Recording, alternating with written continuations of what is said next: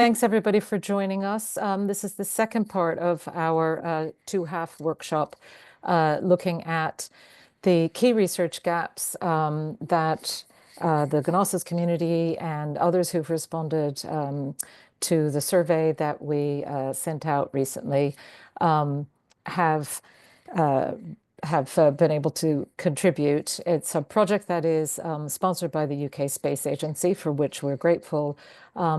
Their question that they're exploring is where are the key metrics, the key indicators for being able to track and monitor the evolving state of the space environment, and where are the real known unknowns, the kind of key research gaps where it would be possible with international partners or future UK research funding to be able to really try and accelerate progress on closing some of those knowledge gaps. So we have a very interesting agenda for the rest of the day today, and some excellent subject matter experts. We really want this to be interactive, so would absolutely please ask people, if you can, if you have the bandwidth and the patience, to keep your camera on. But mic's muted if you're not speaking. That would be great. Could you please also use the chat function, which for most people should be at the bottom of their screen, so that they can introduce yourself there and engage in the conversation there. We're going to start with just a few words of context setting from the UK Space Agency. And so I'd like to invite Chris Young to give us just a little bit of context, and then we will be moving on into our first session of the afternoon. Chris, over to you. Thanks, Catherine. Thanks for the introduction. It's brilliant that everyone could be here again today, although I'm recognizing a few new faces from last time, so thanks again for making the time available, especially those abroad, maybe a slightly unsociable hour, so thank you so much. For those who don't know me, I'm not surprised because I've only been in my role for about 5 weeks now. My name is Chris Young. I'm the Senior Lead for Space Sustainability at the UK Space Agency. The purpose of these workshops is, as Catherine laid out, for us basically to try and understand in a bit more detail what we know and what we don't know about space sustainability and environmental indicators. I think we're trying to mature our understanding and strategic policy when it comes to ideas about space sustainability. At the moment, it sort of feels like the UK wants to take a lead on space sustainability issues, but we just don't know some basic data about how big a problem space debris is, for example, or if atmospheric ablation is something that we should be worrying about, and we should be considering other options for clearing up the orbital highway. Just a few reflections on the first workshop for those that were here last Friday. I thought it went really, really well. I thought the discussions were very, they were sort of detailed. They were well informed. It was a real privilege to hear experts in their field speaking about some topics that they're so passionate about last time. So really excited to hear how the discussions go today as well. And finally, just a thanks to the chairs today for each session. I know it sort of puts a little bit of pressure on you being in the spotlight and having to lead a discussion, so I really appreciate that, and hopefully it helps as well to make sure that the discussions that are happening this afternoon are well informed and going in a really useful direction. I don't know if Jodie is on the call, my colleague from the Space Agency, and whether there was anything else you wanted to add on the ongoing work that we've been doing at the Space Agency in space sustainability, and then perhaps a good opportunity then to crack on with the discussions. Jodie, are you there? Yes, I'm here. Thanks, Chris. So hi everyone, and just want to second some of the comments Chris has made. Hugely appreciate you giving up the time to join today's part 2 of the workshop. So my name's Jodie Howlett. I'm a senior project manager for Space Sustainability and ISAM at the UK Space Agency. And just to add a little bit more sort of context on why we're doing this, so there's a lot of work ongoing at the moment in UK government to develop 10-year strategies. And so we're very busy developing one in the agency for the space sustainability strategy. And as such, a lot of the outputs of these discussions will help inform that piece. It will help us to get a global picture and understanding on what we do know, what we don't know, where the gaps exist, and what we might do next to help advance different topics under the space sustainability umbrella. In terms of work we've recently been doing, so of course we do a lot of work via the ESA Space Weather Office and the ESA Space Safety Programme on space weather. But we also commissioned 3 separate atmospheric ablation studies over this past sort of 6 months thereabouts, working with 3 different UK academic institutions to try and understand and get a clearer picture of what the potential environmental impacts could be from object re-entry. So some really interesting discussions from some of the people we've been working with, hopefully to come this afternoon. And lots to think about sort of more broadly on how we might think about, you know, applying indicators to some of these bits and pieces, which I think we're perhaps you know, quite far away from at this stage. I think it's important we get that concrete understanding and we really look to the experts who are you on this call to help inform us accordingly. So with that, I will hand back to Chris or Catherine, somebody. I'm happy for you to hand back to me. Thanks, Jody. Thanks for that.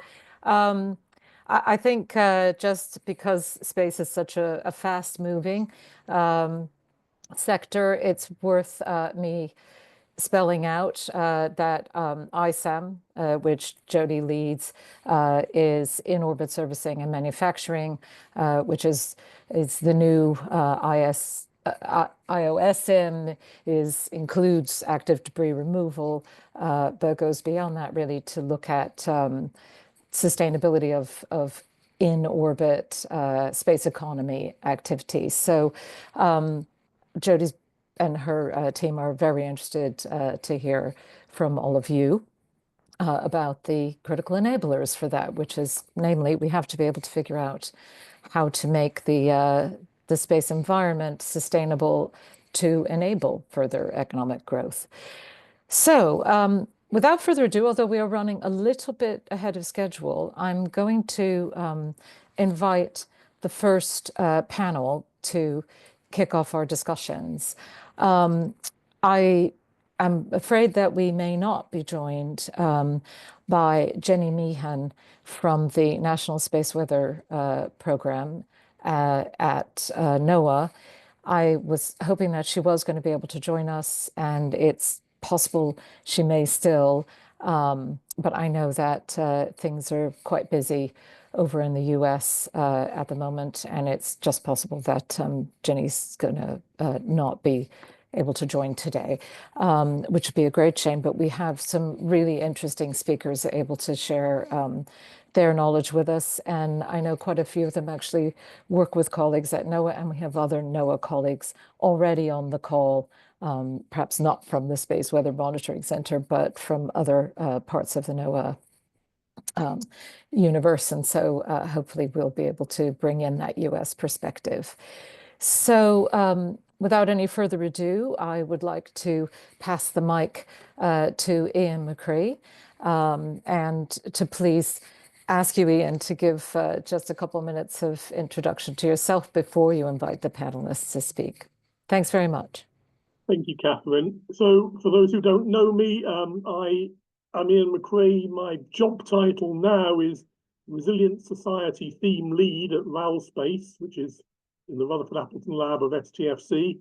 I've worn, I guess, quite a few hats in my time, but space weather has been one of my central interests for several years. I've been running this swimmer space weather program in the UK, delivering resources from UK academia into the Met Office, and through our Shilbolton system down in Hampshire, we're also running space surveillance and tracking operations for the UK Space Agency via NSPOC. So I'm interested in this issue of how space weather bears on SST and space sustainability from both sides. And I would say that there's a lot of interesting stuff in space weather, a lot of interesting science for sure, but remember that we are here at the behest of the Space Sustainability Group of Space Agency, so that is the area that we should really be concentrating on in these discussions. For those of you listening and not being part of the panel, I would urge you to use the chat if you want to make comments, ask questions. You're also free to raise your hands when we get into your virtual hands, when we get into the discussion, and we will try and call you. Please feel free to use the chat to introduce yourselves and get to know each other as well, because that's also part of the mission of these meetings. So we have assembled a panel of 6 people, and as Catherine said, I think only 5 of them are here, from around the country and from abroad. And what I'd like to do first is give each of the panel members 2 or 3 minutes to introduce themselves. And I think you may have been asked by Teresa if you wanted to share any slides, then the opportunity exists to do so. So if you do have some slides, feel free to share them now, and you'll find the share button at the bottom of the screen. I'm just going to call on you in the order that you appear on my screen. So I can see Sean Elvidge. So Sean, can I invite you to go first?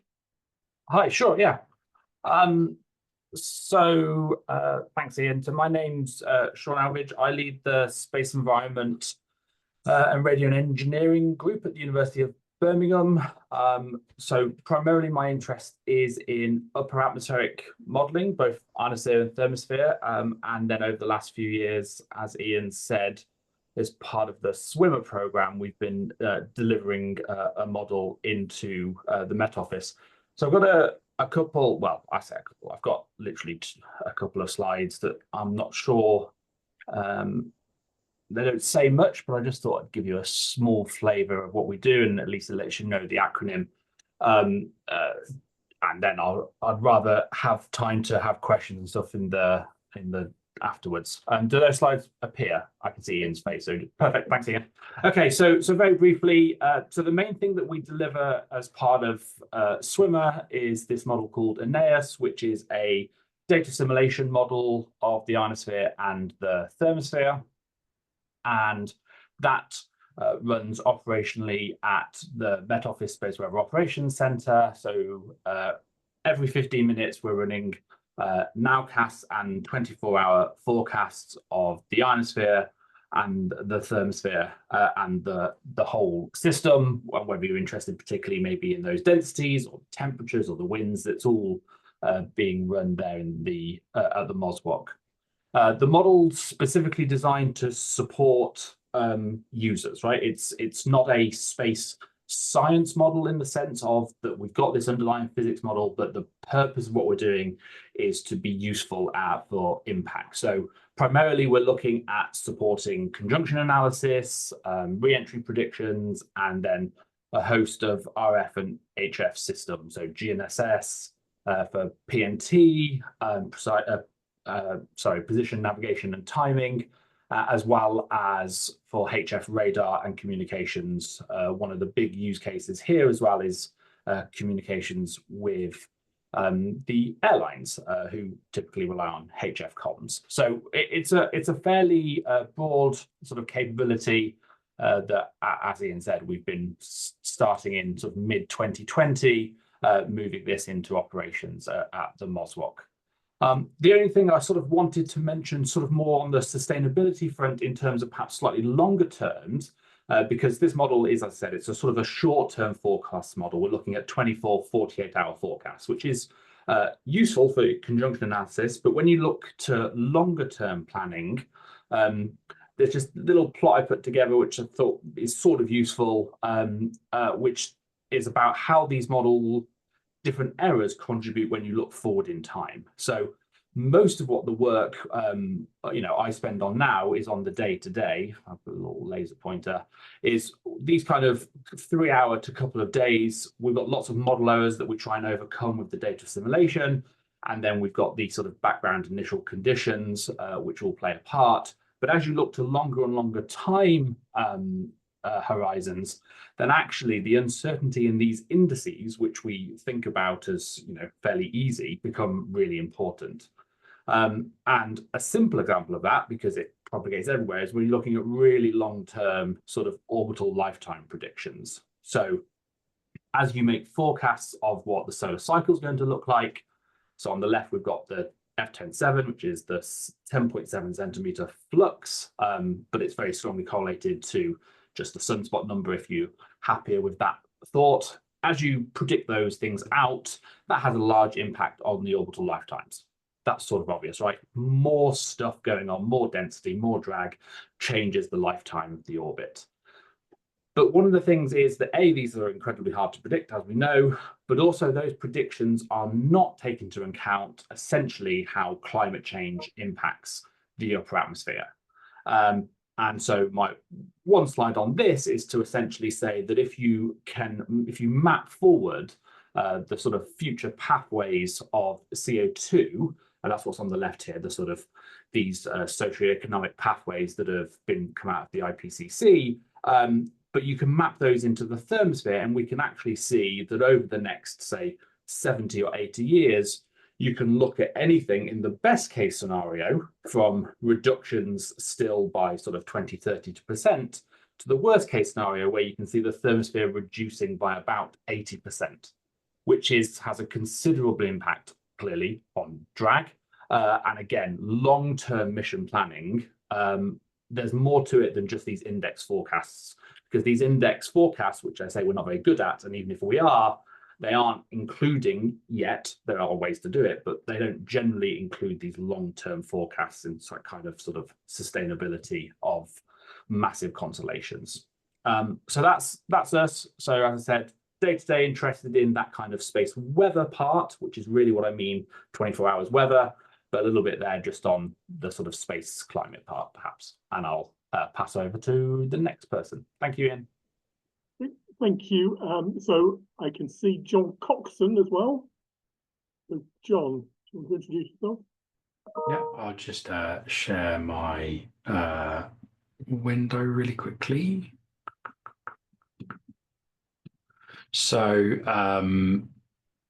much like Sean, I've not got many slides, but I've got a couple.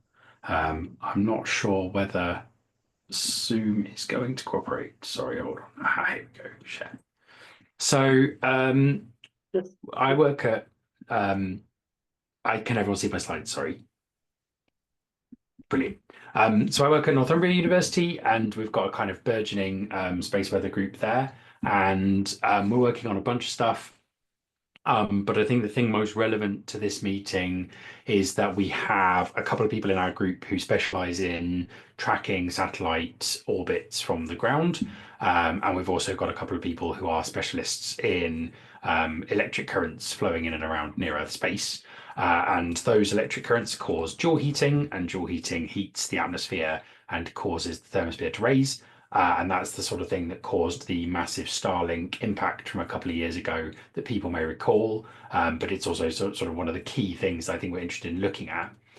This is a figure from a grant proposal we've got in with NERC at the moment, in which we are basically applying for money to look at the jaw heating with a model that one of us has of orbital decay rate, and parameterize that partly by the electric currents I mentioned, which we're using something called Ampere to look at. And that's kind of where I come in, because that's my research specialty. And this is something we're starting to look at now. And you can see that you get this massive increase in error. So on the bottom here, your SimH on the x-axis here, the higher that is, or sort of the more negative that is, sorry, the bigger your geomagnetic storm is. And you can see that your absolute errors are getting up to sort of twice your values by the time you're at really extreme behaviors. And for your densities, they're getting up to sort of, in some cases, 6 times the actual values. So we think this is a thing that we can contribute to, and it's a thing we're interested in looking at. One of the things that allows us to make a contribution here is big data sets. So we've got these massive data sets now. So we've got Ampere, which is what's pictured here, which uses the Iridium telecom network. And you can basically use Maxwell's equations and the magnetometer readings from the satellites to work out what the currents are flowing in and out of the Earth.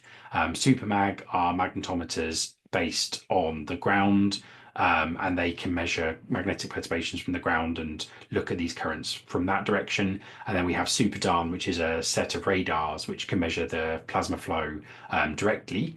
And in the future, there's starting to be work done using some of the new mega constellations like OneWeb to see what data we can get from those in terms of understanding near-Earth space. And I understand that our astronomical colleagues are very concerned about the proliferation of mega constellations. But as someone who's built his career using sort of science products that have been a byproduct of these constellations, I think there's actually a lot here we can do from the space sustainability viewpoint. And then I think the other thing I want to highlight is that it's been 2 decades since we had global auroral imaging capabilities, and we really need that capability as well, tying into the big data idea. This is one of the key parameters that we don't have that we need. And we're about to get it with an ESA mission called SMILE. But ultimately, I think we need to think very carefully about how we maintain a constant auroral imaging capability once SMILE is decommissioned, because it has been, like I say, it's old enough to drink our gap in auroral imaging capability, and that is a thing that is not good for our understanding of this system. So yeah, I will sort of throw a slide up which just gives some research gaps in how these currents work. But I think these currents contribute to this heating. And so all of these are basically proxies for how do we predict this heating, and how do we make sure we have a good handle on the physical processes that drive that, and how does that then go on to affect satellites and space debris. Thank you very much. Thank you, John. There were several things in there which seem like an open invitation for ESA to comment on. So I think I will go next to Jussi Luntama, who's hopefully out there. I can't see him on my screen, but I believe he's there. And I believe he has some slides as well. So Jussi, the floor is yours. Thanks. Can you hear me now? Yes. Okay, good. I was just working. So I send you my slides just in case that my sharing doesn't work, because I noticed a couple of times I lost the connection, but let me try.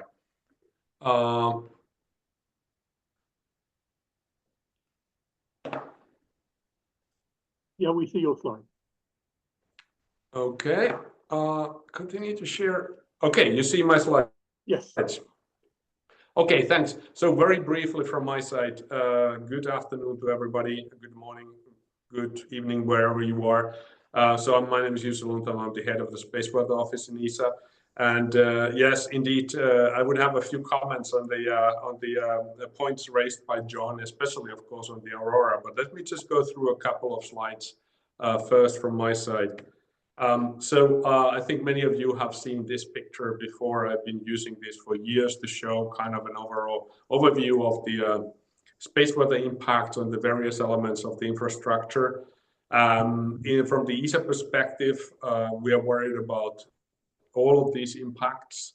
Of course, space very much is a critical area for ESA. We have human space flight, we have the satellite programs. We're looking at the protection of our space assets.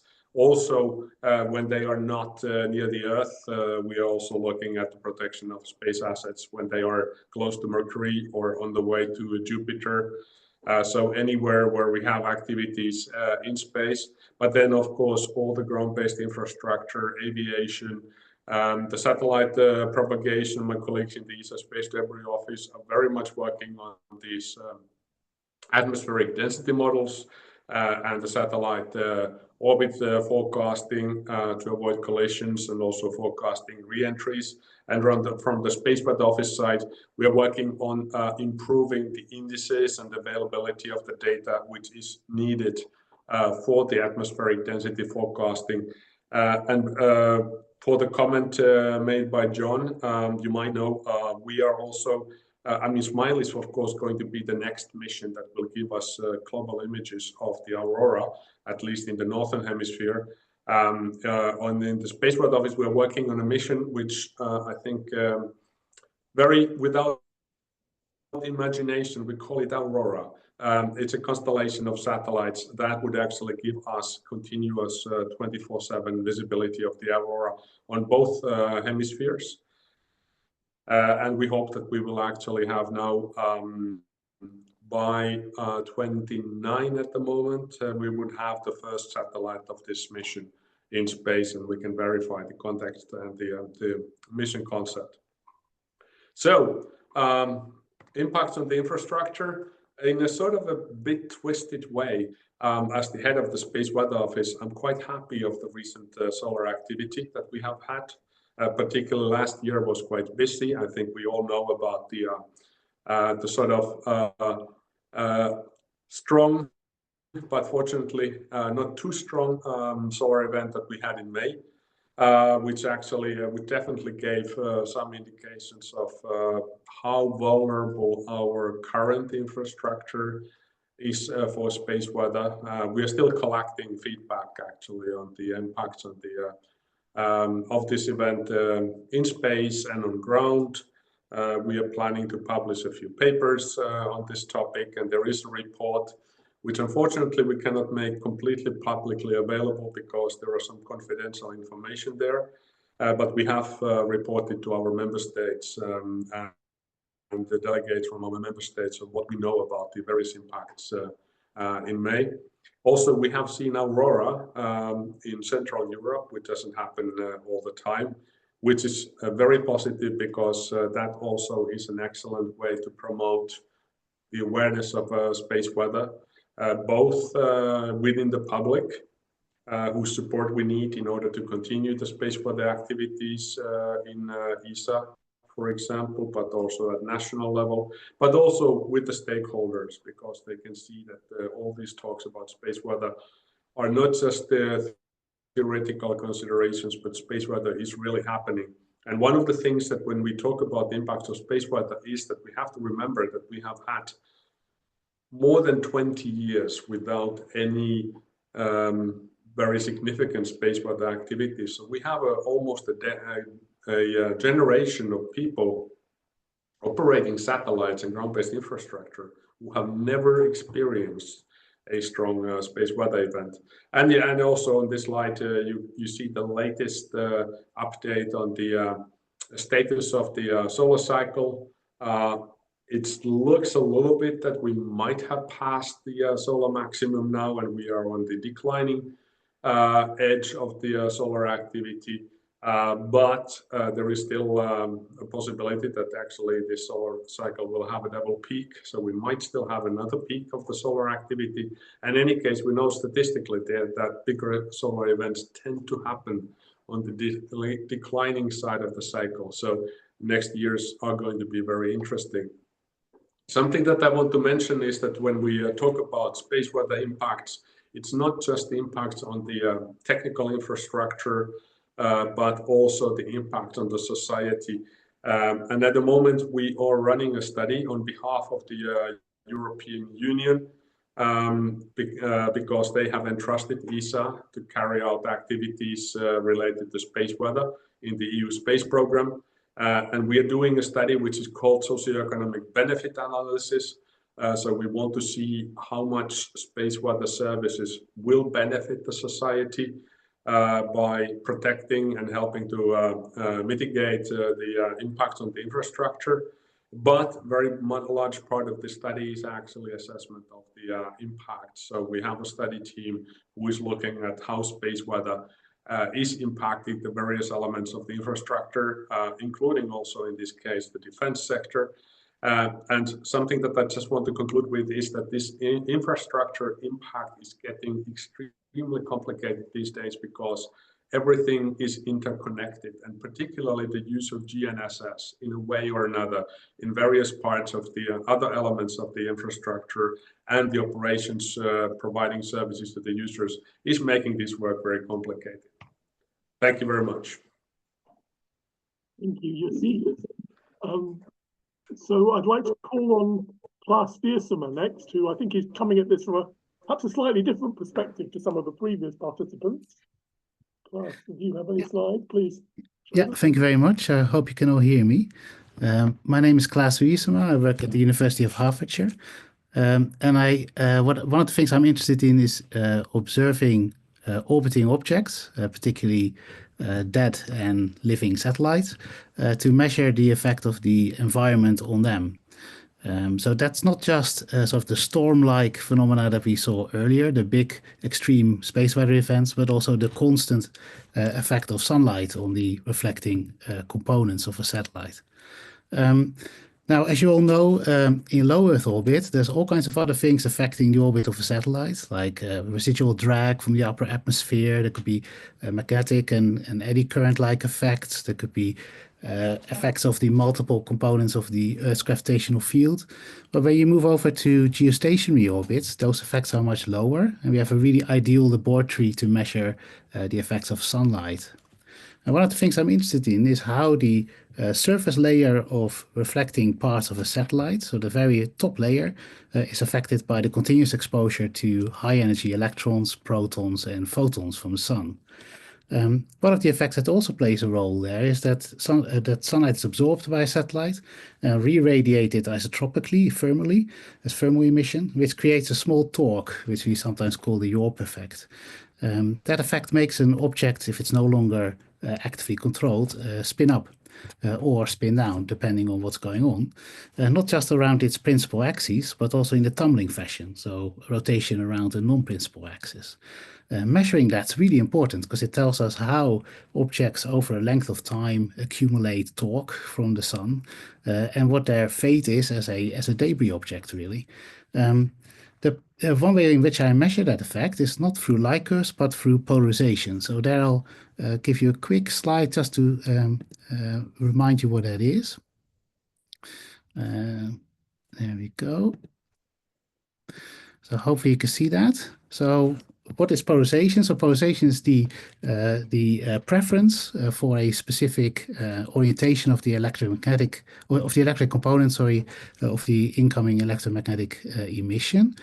Now, specular reflection, so reflection like a mirror, such as we see from sunlight off of a satellite, induces linear polarization. So I graphed the example there of reflection from air to water as a function of the incidence angle. And the different components of the electric field are shown in red and in blue. And it shows that for some preferential angles, around sort of 55 degrees or so, the difference between the S and the P orientation is maximal, so we see maximum polarization. Now, this example I didn't choose by random. This is what you see if you drive over a wet road and you get the sun at a low angle reflecting over that, creating this horrible glint-like brightness that goes away when you put Polaroid sunglasses on. Now, we can use the same thing for satellites. So what I do is I measure for a range of different incidence angles of optical light from the sun, the polarization that comes out of the object. Now, the polarization is determined both by the refractive indices of the reflecting material, so what it's made of, and the angle of the reflection. Now, here's an example of a nice data set we got not so long ago of an object which is tumbling. This is a dead satellite in the geostationary graveyard orbits. And you can see in the bottom panel the brightness of the object. You can see some peaks. It's not very clear what they are. But when you look in polarization, which is at the top panel, and the middle panel for the polarization angle, you see a very clear, very ordered behavior there, which tells you immediately that that there's a big reflection coming from a solar panel.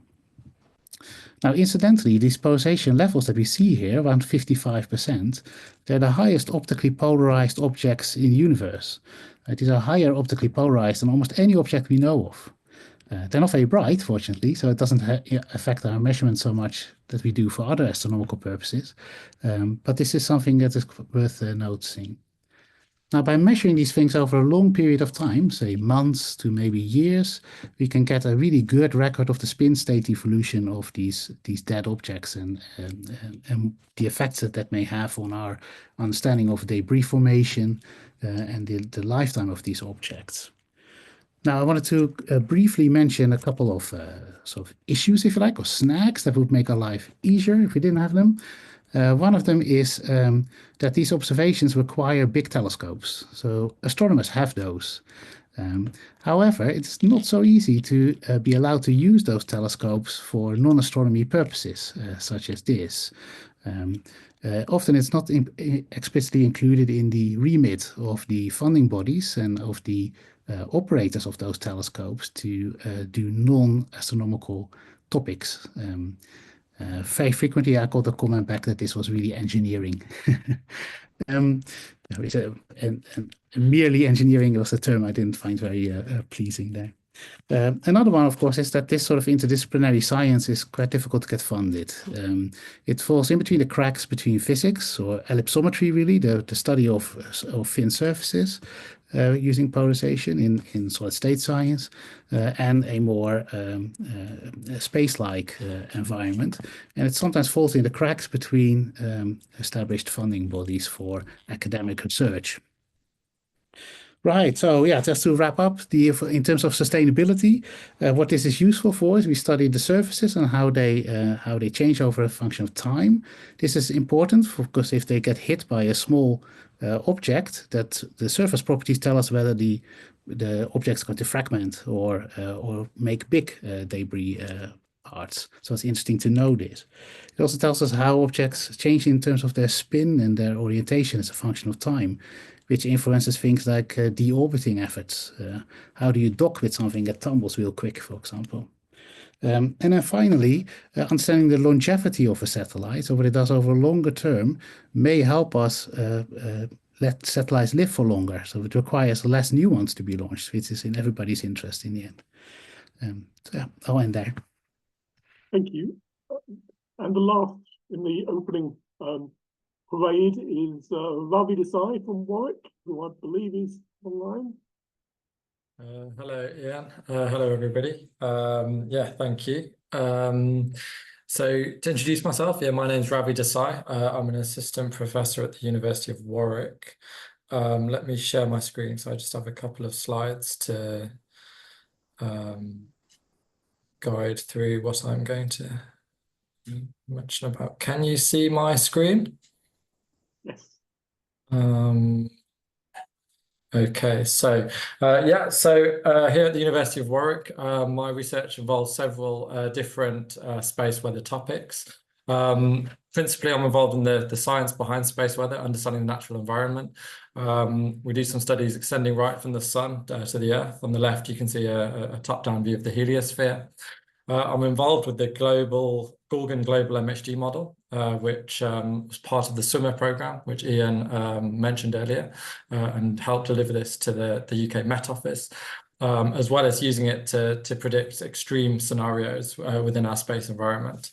Within our modeling, we also look at the radiation belts in the ionosphere and some satellite charging studies.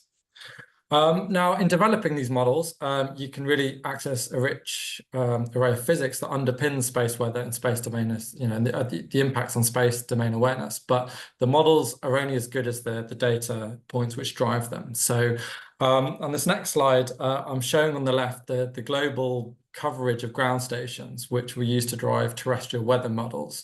And people often say space weather forecasting is, sort of a few decades behind terrestrial weather forecasting. And to highlight this, on the right-hand side, you can see this really interesting paper from 2015, which shows that terrestrial weather forecasting has increased year on year by a few percent. And one of the reasons for this is data assimilation, being able to have better data to drive the models, It doesn't matter how good your physics are, you need the data to drive the models. Now, the problem we have with space is essentially that we're trying to forecast things over a much bigger region, all the way from the sun and the earth, as you can see on the right here. And often we only use a single point upstream of the earth at L1 to try and provide direct warning of what's about to hit the earth. So we're trying to use a single data point versus thousands of data points. So to supplement our models, something we've been trying to push or we're developing in the last few years is this new mission concept called RORS. So this is called Revealing Orbital and Atmospheric Responses to Solar Activity. So this went through an ESA pre-phase A study last year. We were funded for this year-long study where we developed this mission concept.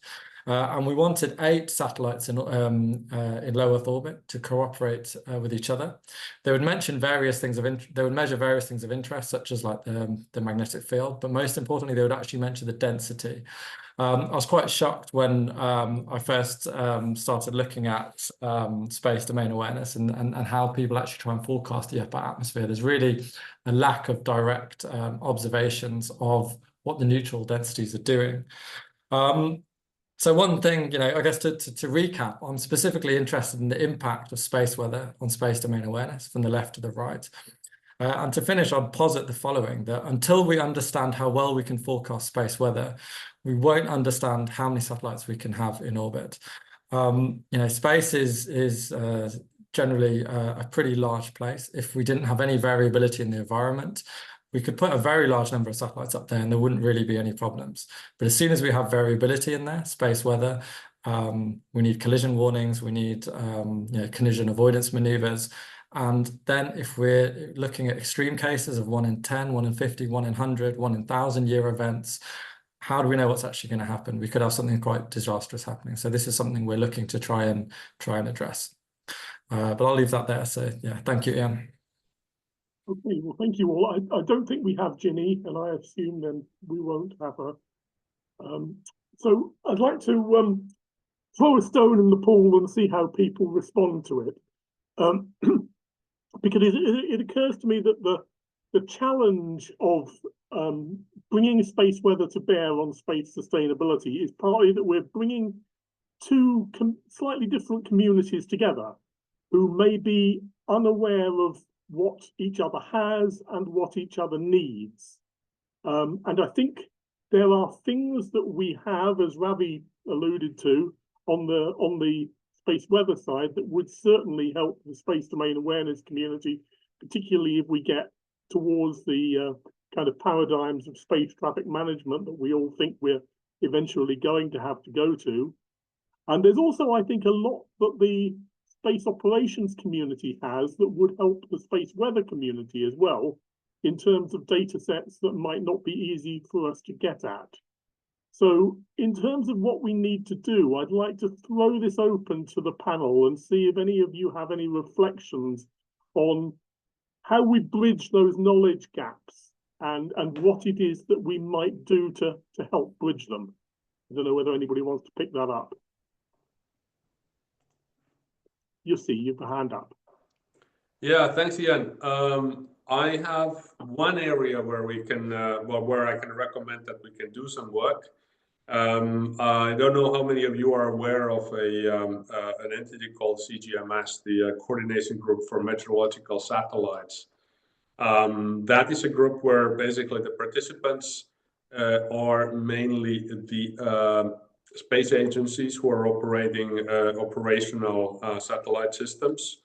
And this group has recently taken space weather into its agenda as well. And we are literally right now, together with Andy Monham from UMETSAT, I'm leading a group which is called Space Sustainability.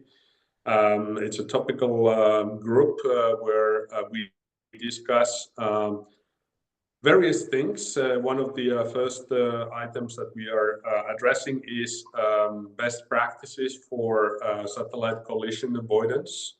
But then from there, we plan to move into looking at the current space weather services that are used by satellite operators, to avoid collisions and also to monitor space debris, re-entries, etc. And then we aim at looking at or asking the community how we could improve those services. So what can we do space weather information-wise, and also then what kind of measurements the space weather services might need in order to provide those better services. And actually, I mean, the point made by Ravi that we try all sorts of remote sensing observations to look at the atmospheric density, but we don't have real in-situ measurements of the density. This is something where this community operating space assets, I mean, all the major space agencies are part of this CGMS group. They might be able to actually provide some improvements. So that's one input to your question. Hey, anybody else have any comments on this? Sean? Well, maybe more of a comment related to what Jussi just said about the collision avoidance and data we need, I guess. I guess the thing to keep in mind is that things like Starlink, which is probably a good representation of large constellations, do autonomous maneuvering.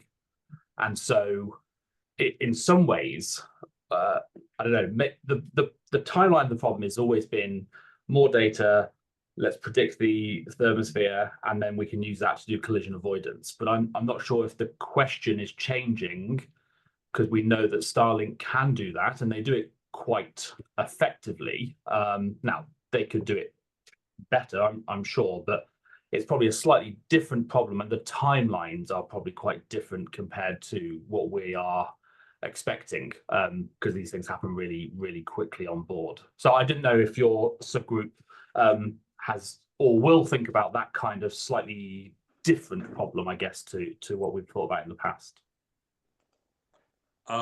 Yeah, may I answer directly? Yeah, go ahead. Yeah, I think, Sean, that's a great point. I was also in another roundtable meeting in the US recently where we're discussing a little bit of this topic. I mean, this autonomous maneuvering is something that everybody, I guess, aims at because that helps in the future. At the moment, it's just completely uncoordinated. So basically, autonomous Starlink makes their maneuvers.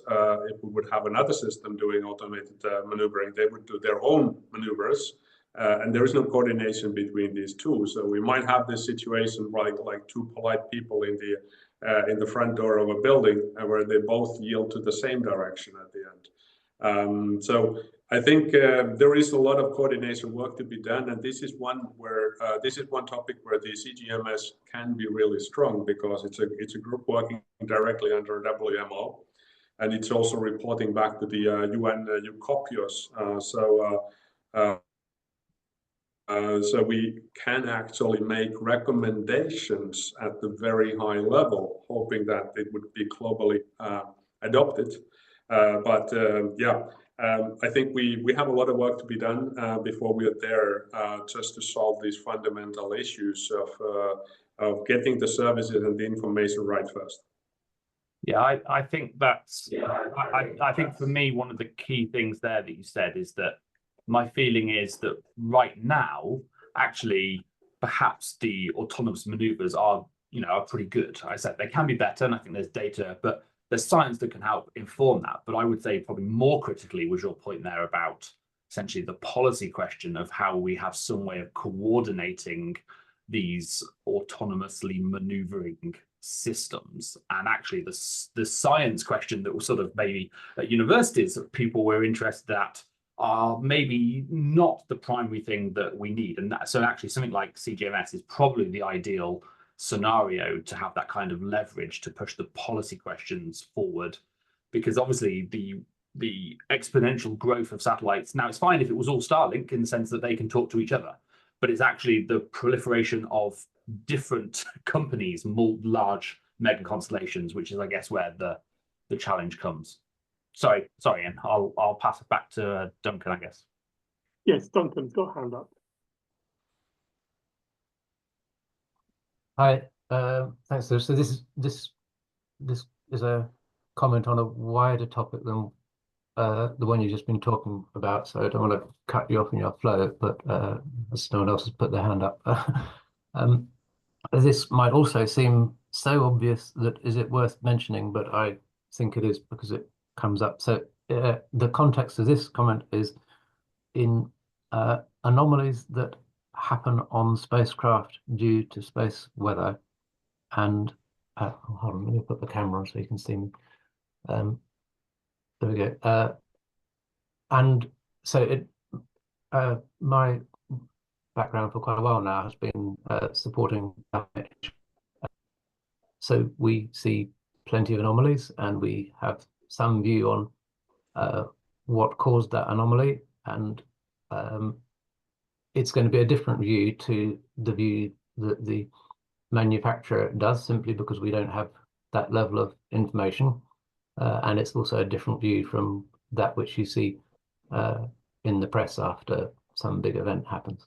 And so the comment is just to recognize that there are all kinds of parties, insurers or satellite operators or manufacturers, who are bound over not say anything about what has gone wrong with one satellite or another, and whether the cause might be one aspect of space weather or another. I don't think it's insurmountable. Obviously, it would take the right circumstances for there to be a little more transparency on this topic. And I just wanted to mention it straight up front, because it is something very definitely that prevents a lot of interesting data getting to scientists and engineers, some of whom may be here, simply because not because the data doesn't exist, but because in order for the systems to work and function as they do, systems as in organizations of people, there are non-disclosure agreements, and obviously they're there for a reason, but it doesn't mean that it's has to be that way in the future. Anyway, that's my thought. Thank you. Yeah, good thought. And I've certainly heard that voiced as a frustration from the science community that some of that data is not more available. Jussi had his hand up first, and then Catherine. Yeah, thanks, Ian. And I mean, thanks, Duncan, for this comment. You are touching a very interesting and very sensitive topic. So basically, actually, I don't want to sound like CGMS is solving all our problems, because definitely it's not. But actually, CGMS is maintaining a satellite anomaly database. Unfortunately, that database may not be quite as useful as you might think, because first of all, it's quite restricted. For example, in the case of ESA, we contributed that database, but we anonymize the data before we put it in there, because there are industrial policy aspects that we have to take into account. I know that EUMETSAT is contributing to that database. NASA and NOAA are also contributing to that database. So some of the bigger space agencies are providing information about the satellite anomalies, but the other limiting factor is that actually in most cases we don't know whether the anomaly was caused by space weather. And there is no, for example, in ESA, we don't have anybody whose job is to try to find out whether a satellite anomaly was caused by space weather or not. Sometimes it's relatively easy. We have a space weather event in progress and we detect an anomaly, and then it's easy to say that probably there was a very high correlation. But when we have things that happen a few days after a space weather event, are they correlated or not?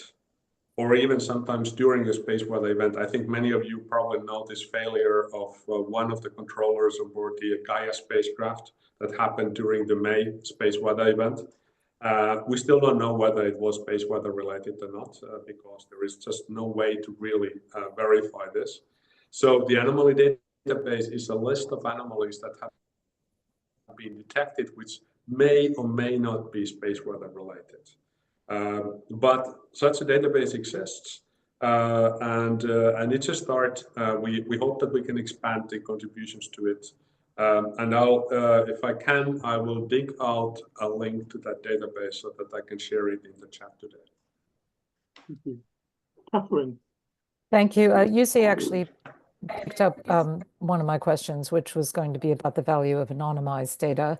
But I guess I would also just, ask everyone on the panel. I've heard many times researchers say that the value of historical data, which may be less sensitive, particularly if anonymized, to share with the scientific community, does bring benefits, because I think sometimes there's quite a lot of difficulty around sharing real-time data, operational data that relates to today's commercial operations, but being able to have access to repositories of historical data sets could be useful for still answering some of these big questions. So I'd like to hear the panel's reflection on that observation. Who wants to go first? I'll jump in if I may, because I had something on this anyway. I think we do need to think quite carefully around how we share data. I think at the moment we're generally bad at it, and I think most of the efforts to become better at it are being driven by scientists at a grassroots level who are usually relatively junior and usually working in Python.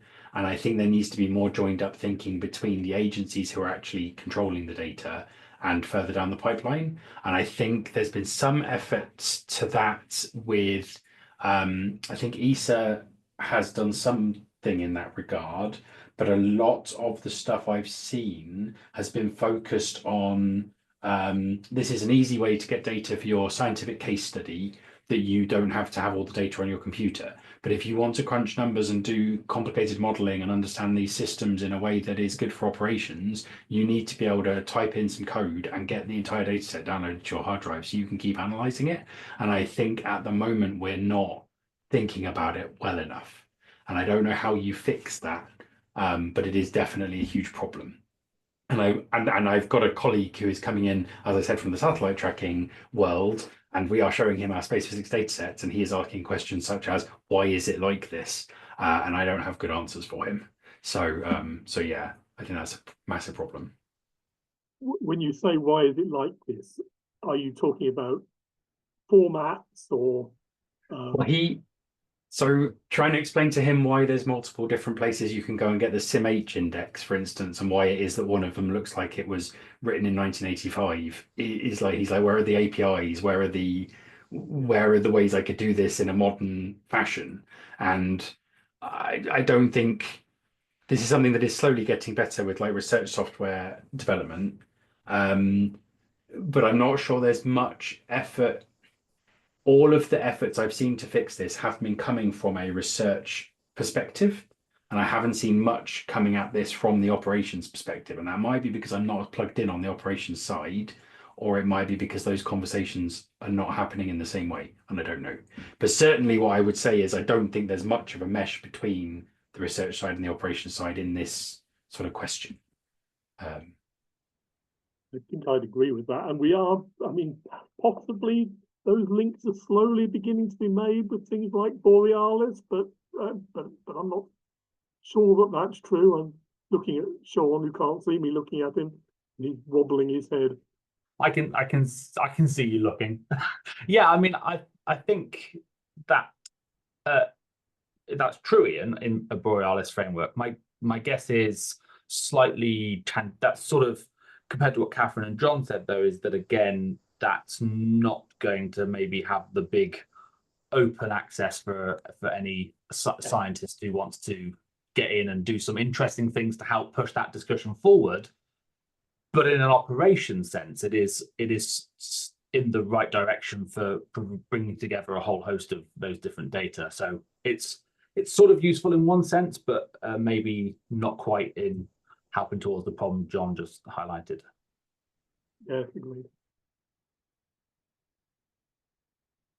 Actually, I mean, this discussion makes me think how much of our problem really here is science, and how much is policy and the general difficulty of getting science out into the kind of policy world, and if that is a difficulty, how could we do it better? Sean. I'm not going to propose a solution to how to do it better. What I would say is that I think in the stuff that we've discussed so far, as I sort of just mentioned, I think is primarily a policy problem and a policy question. I think there's a lot of stuff that we understand about space weather on a science side, and there's a lot more to learn, but I think the policy lags somewhat behind.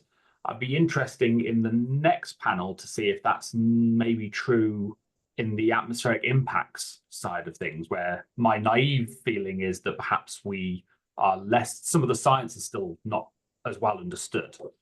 And there's lots of interesting research to be done as well. But I think I would say, I mean, Ian, you should answer your own question really, because you're probably the best person placed to think about it. But it feels to me that there's a lot of policy lagging behind for our area. As I said, in the collision, the SDA kind of idea, I think policy is where we need to work more than we do maybe in science. But yeah, as I said, maybe different if you start to go down in the atmosphere.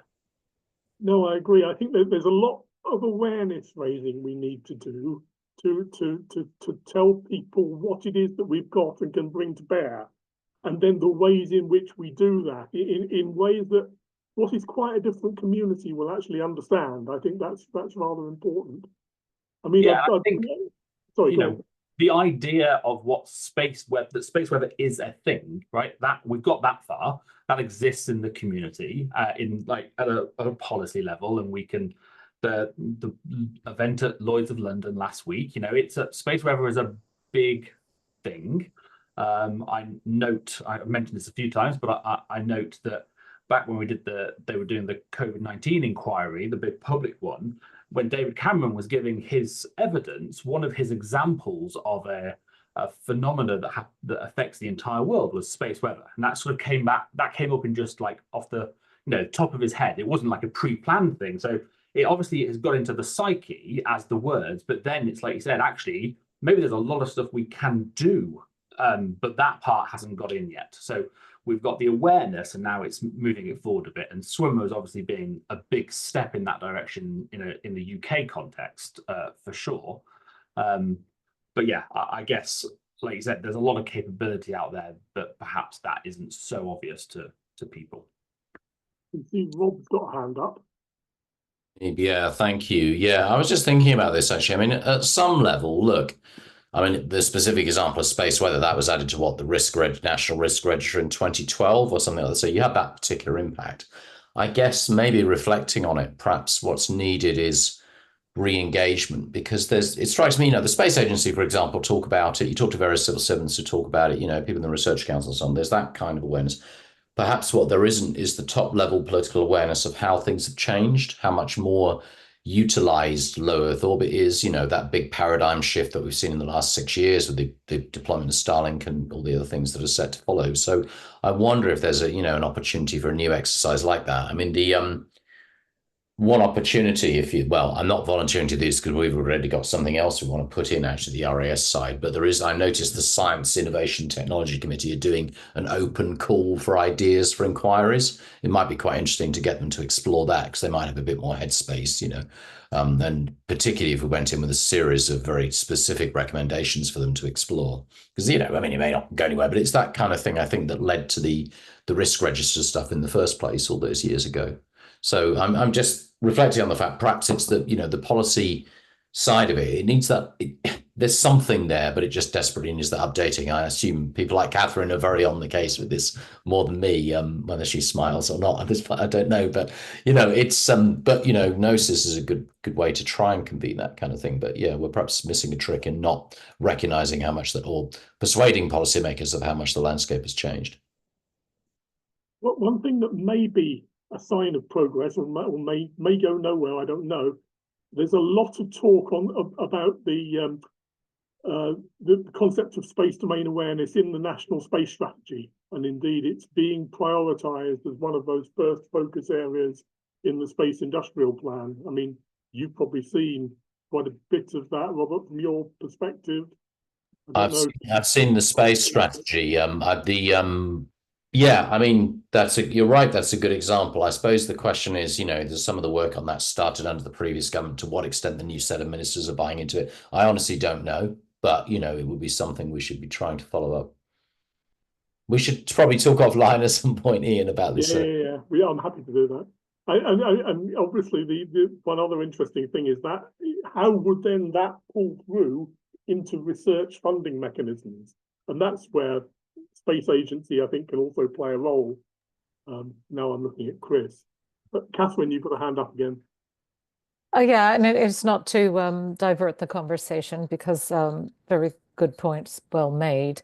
What I'm interested in, and I always ask this question, are we fragmented in the way we approach funding? So if the agency is looking to put together a 10-year plan and, space weather is funded through at least 2 different research councils, the intersection between understanding space weather and understanding orbital carrying capacity, that's multiple strands of funding. And yet these are things where what you want to do, as speakers have said, is get access to large data sets and then be able to do longitudinal work, which I'm just going to add needs to bring some policy colleagues along with you so that they're helping to make the economic case or helping to understand the governance challenges, etc. So cross-disciplinary,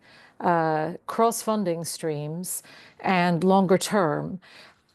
What do the panel feel are some of the key ways that actually the agency could help overcome those challenges? Are we? So I guess a brief thought I have, which doesn't address the whole of your point, but I'd be quite interested to see more crossover between space weather and space domain awareness at conferences. I guess, Ian, you'll know from the Swimmer conference follow-on or the what's become the UK Space Weather and Space Environment Conference. There is a session sometimes on space domain awareness, or there has been. So I think it would be great if that was carried on and maybe even expanded, trying to really engage the space domain awareness community. Because, if we're going to do space weather modeling, if we're going to look at, the thermosphere changes by this much, we're not experts in satellite orbit propagation, etc. So yeah, sorry, I can see you're I'm completely agreeing with you, and I'd like to make that session a permanent feature of what we do in that workshop. Yeah, absolutely. And then, that would enable people to come together, as in this call. And then when you get people from those different communities, maybe they can talk about funding bids and that could try and address your comment, Catherine. But yeah, I've only maybe addressed a bit of what you said, but hopefully that could help. Jussi, you were next. Yeah, thanks, Ravi, giving me a little bit of time to try to focus my thoughts. I have so many thoughts about this topic that it's difficult to say anything. One thing that I want to say is that still continuing on this CGMS topical group topic, that's exactly what we try to do there. It's called space sustainability, but we want to really bring the spacecraft operations, the orbit determination, and space weather communities together, at least at that level. Don't dream that there is anything about funding in the discussion, though, because this is completely outside CGMS. We have tried to invite UK Space Agency to join this topical group. So if you have any chances to influence, that would be very useful, because we can then have both the UK Space Agency and topical experts in the discussions. That would be very, very useful. Now, in the long term, I know that, many of the participants today here are from UK, and you are further ahead in operational space weather services than the rest of the Europe is. But in the long term, when we talk about the European approach to operational space weather, ESA is in a dialogue with the European Commission, because in Europe, I think the long-term lead in ensuring operational space weather services for Europe as a whole, and in this case, it's Europe, no political boundaries in this discussion.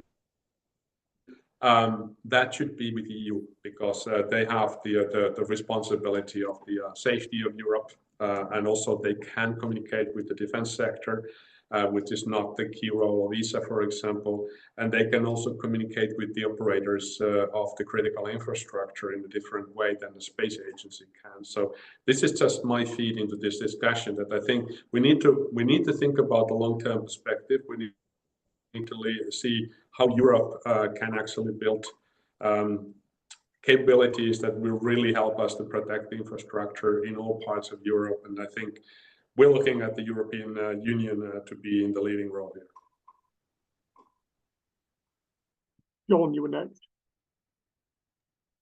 This is a rather UK specific answer to the question, but it's not just 2 different funding sources in the UK, it's 3, because the Space Agency has funding for some of the pie, but in terms of the science funding, the exact council to which you apply is NERC or STFC, depending on imaginary line drawn somewhere in the ionosphere, and exactly to whom you apply is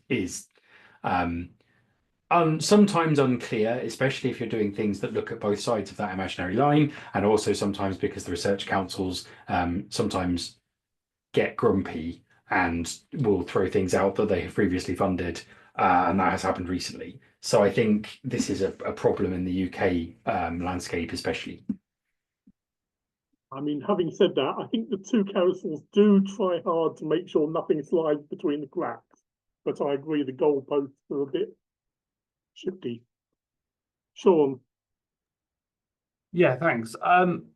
I mean, I agree with everything that's just been said, and I think John's point about that line has come up a few times, I've noticed in discussions. I guess the only thing I wanted to add, and it's not just for the sake of being awkward like I usually am, but is that I think in some aspects these things do have to be funded in different ways, because there is a difference, I believe, between space weather and space science. And whilst a bid proposal in a space science context will have an impact section, and that impact down the line could be space weather, I think they are different things, and it doesn't necessarily make sense that you want to get at some interesting magnetospheric physics problem should be in the same pot of money as a operational day-to-day kind of space weather problem.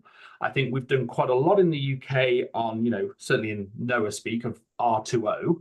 I'm not sure yet we do much O2R, so operations to research. But I do think that I'm not saying there's an easy answer, but I think in some ways it has to be a complicated answer because, as I said, I think space weather and space science are different problems.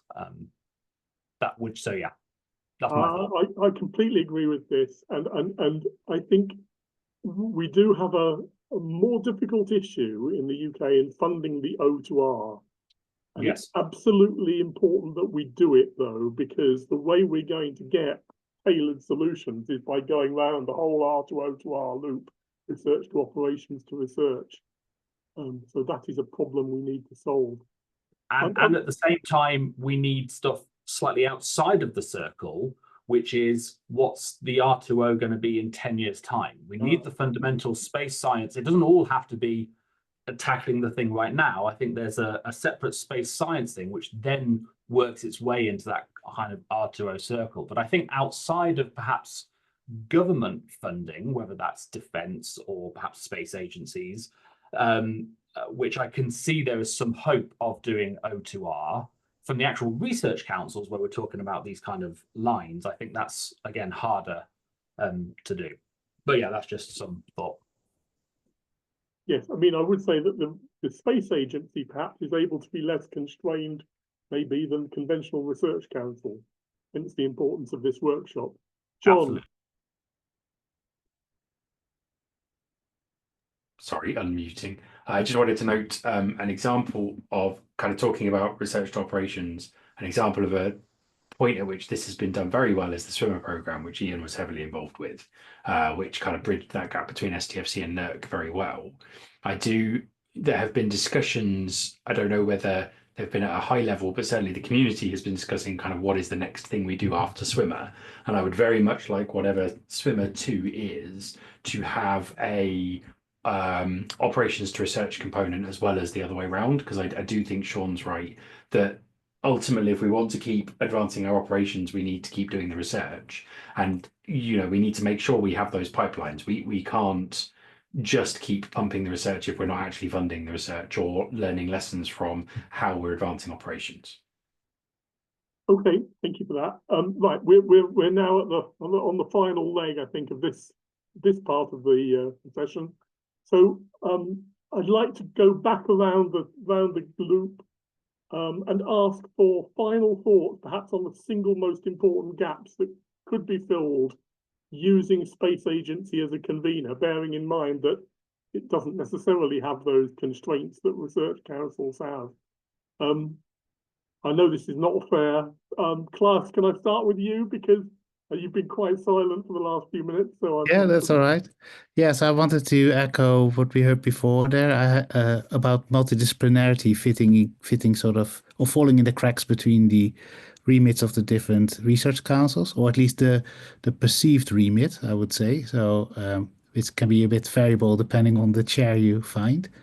As an example, I had a proposal which I submitted to STFC, which was then forwarded to EPSRC, which then forwarded it to NERC, and then it died, and I lost interest. So it's quite frequent for this to happen, and it's a bit irritating.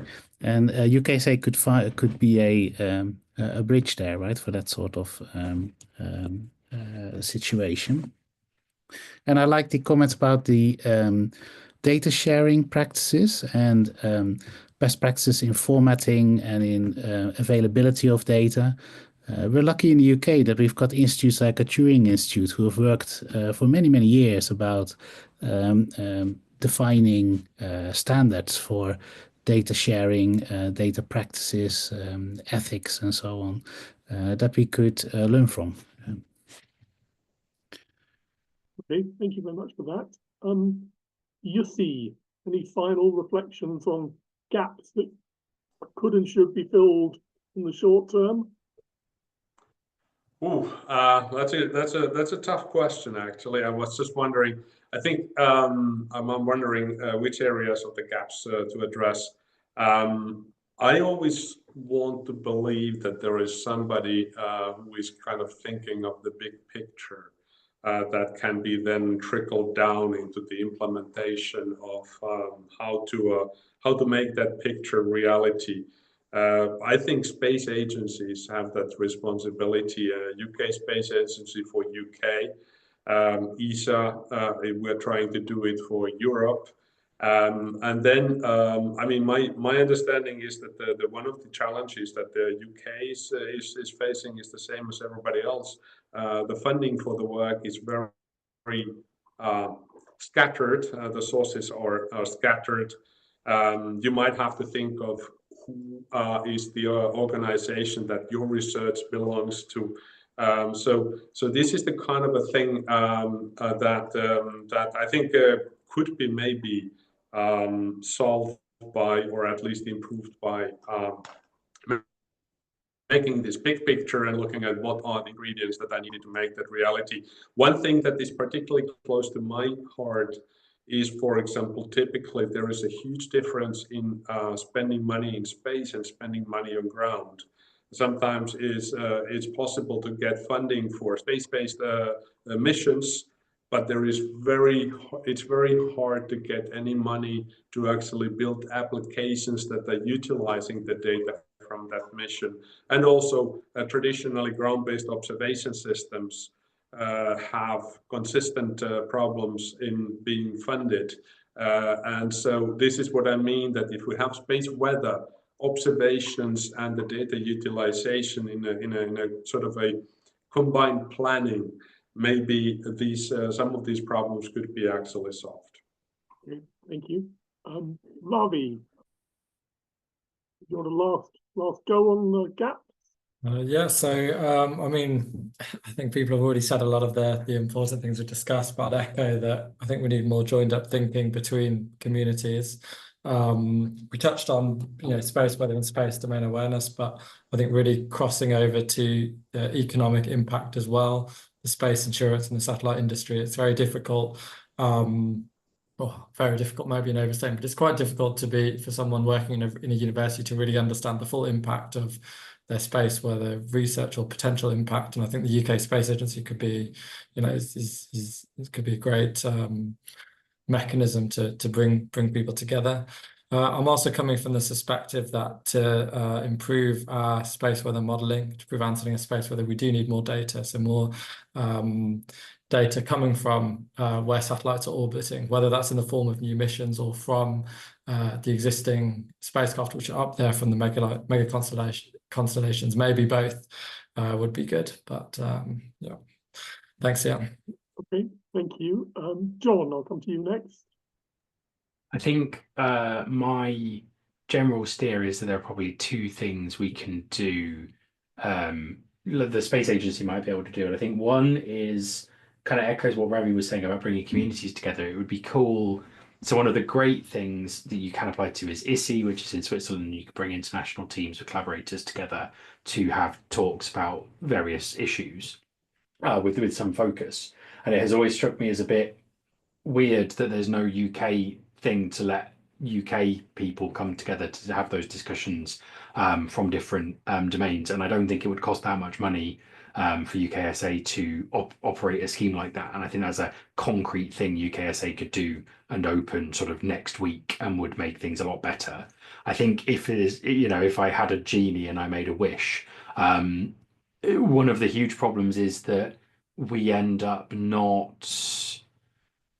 sunsetting missions before other missions were up simultaneously that it would have been interesting to compare to. So for instance, I'm really hoping that there's dual auroral images in orbit before Ampere stops, because I really want to know what the hemispheric asymmetry in Birkeland currents is and the hemispheric asymmetry in Aurora at the same time. I am increasingly of the opinion that will not happen, and we'll be back to doing parametrics, which is fine, but we're getting to the point where the questions we have are the sorts of questions that we need to answer with in situ data and not with averages. And so, if I had, and I know that's largely outside of UKSA's control, because that probably goes up to the Treasury, but yeah, if I had a genie, that would be my wish. Okay, thank you. And finally, Sean, you get the last word on impacts and missing links. And thanks. I think I'll just say, yeah, I agree with the above. I mean, I especially like John's comment of a sort of UK-like ISI thing. I think is a cool thing. I think the space agency, we can wish them to spend vast quantities of their nearly £700 million budget on space weather, but that's not going to happen. So I think what could be doing is using the space agency to facilitate things like the discussions between academics and industry and government. I think that's a really good mantle, and perhaps try and take advantage of one of the things that I think perhaps the UK has, which we don't take advantage of as much, is that we're small. We can have day meetings essentially anywhere, and we can get together really easily. It's a huge advantage that we have as a country just from our geography. And I think the space agency could, there's opportunities there to facilitate that in a way that we don't all have to fly to Switzerland to have those meetings, which we often do. But yeah, so great, and thanks for the invitation. It was a really interesting panel. Thank you, everyone. And thank you from my side to everyone, and thank you for all the comments that we had from the audience. I don't know whether there's anything Space Agency would like to say, or if not, I'm going to not let the Space Agency Right, say anything okay. in the interest of time, but hopefully Chris or another colleague will give us their collective thoughts later in the afternoon.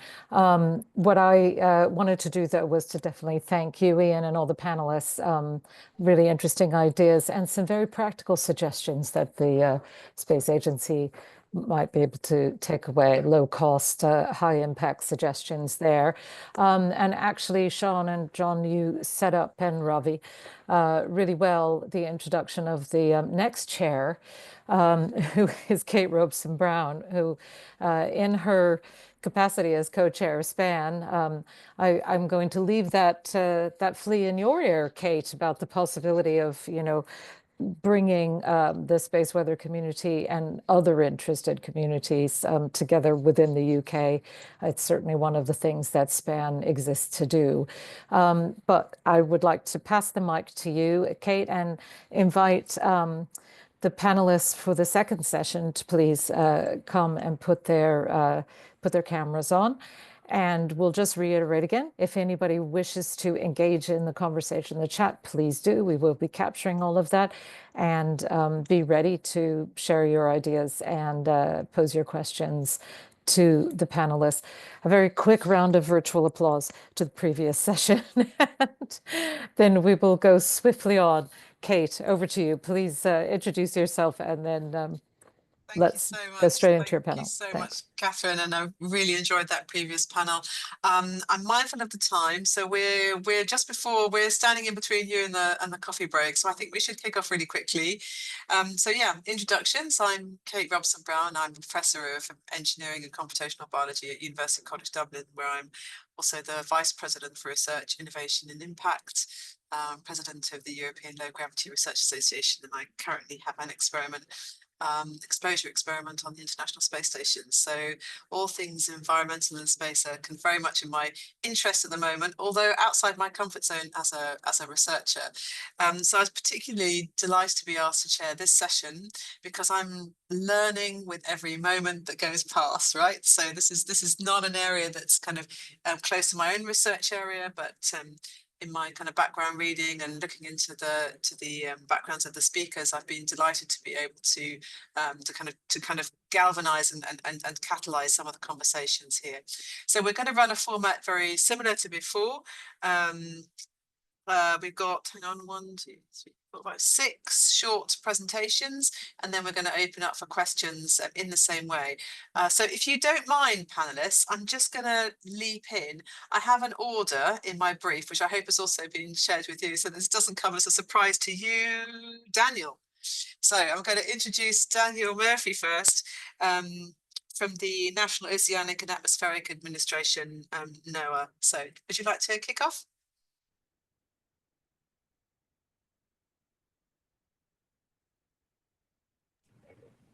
That nearly worked. Yeah,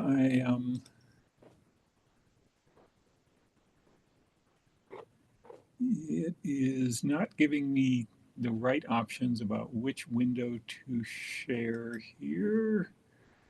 I'll bring this one forward. It says the only option I have is to share my entire screen. Ah. Can you see it? Yeah, you can see it, but okay, we don't. Then let me just go ahead with make this big. And get going on the presentation. Although we can't see your slides, so do you want to email them to myself or Teresa, and we'll try and show them for you, and perhaps we can move on. Let me try once more. Allow. Wow. I have not had this happen before, that it is not giving me the option to choose which window I share. We're still seeing. I will email them to you, and you can maybe go to somebody else. Okay. Daniel, is that okay? So, Karen, could I move to you instead, and we'll see if we can take your presentation? We'll try. I need Dan to stop sharing first. Oh, but okay. Sorry. I'm using the same browser that he's using, so we'll see what happens. Let's call this a test. And I want to see which one's the first one. Can you point to it? Okay. Yeah. All right. Let's see if this works. Yes, can you guys that's see great. That's going to work. Okay. And I'm going to actually, I've got Chris Maloney here with me. So I'm a senior scientist at NOAA who's been working on these atmospheric impacts of the space industry. And Chris is a junior scientist that's actually been doing all the work. So I figured you guys should hear from him. So I'll let him go. And I can't seem to get rid of this. You were sharing, you can see the slides okay? Yeah. Okay, all right, so go ahead, Chris. Okay. Hi everyone, I'm Chris Maloney. I should just add that I'm affiliated with the University of Colorado and the series lab there, as well as NOAA CSL. So this is going to be kind of a quick overview of some of the work we've been doing here over the past few years.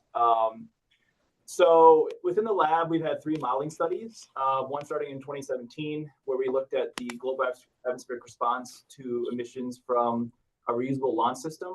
These were hydrogen burning engines. So these were Skyline rockets. And then more recently in 2022, we had a study that I led looking at essentially kerosene burning engines under sort of a 10-year projection of a 10 gigagram per year emission, looking at how the black carbon from these kerosene rockets potentially would impact the atmosphere. We just had a paper accepted in JGR that's awaiting publication that has been looking at reentry side of things. So looking at LEO satellites under roughly 2040 proliferation of LEO mega constellations, looking specifically at the atmospheric accumulation and radiative impact. And then we have an ongoing study with the NASA Goddard Institute looking at the sort of new emerging liquid natural gas rocket technology. So these would be the Starship class rockets. And so this is sort of the kind of how CSL has been involved in the sort of atmospheric realm and when it comes to the space industry. And these were sort of some of our main, there's a lot of words here, but takeaways. And for the kerosene studies, kerosene is basically the dirtiest rocket engines that you can use, is the most black carbon per kilogram of fuel burned.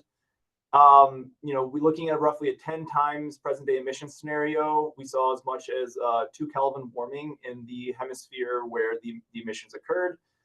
This resulted in things of resulting in reduction in stratospheric ozone by a few percent, changes in the British circulation, things like that. I should mention that pretty much all these studies have been using the NCAR WACCM model. So this is their high top atmospheric model. So solid fuel rockets, while we haven't done any initial studies on it, one of our colleagues, Dr. Martin Ross, who's been a part of this work from the Aerospace Corporation, he's been a part of looking at solid rocket motors, and sort of their biggest thing is alumina from SRMs can amplify ozone, destroying heterogeneous chemistry, and there's kind of a number of papers here that have looked at this in the past. The hydrogen fuel studies that we did is hydrogen is generally the cleanest fuel source. Its primary emission, direct emission, is just water vapor. One of the issues with hydrogen engines, though, is they can't carry as big of payloads as kerosene engines can be used, so they tend to not be used as much. Our work done by Eric Larson, who is no longer working at the lab, basically showed that the water vapor emissions and the NOx from reentry was relatively small impacts on ozone.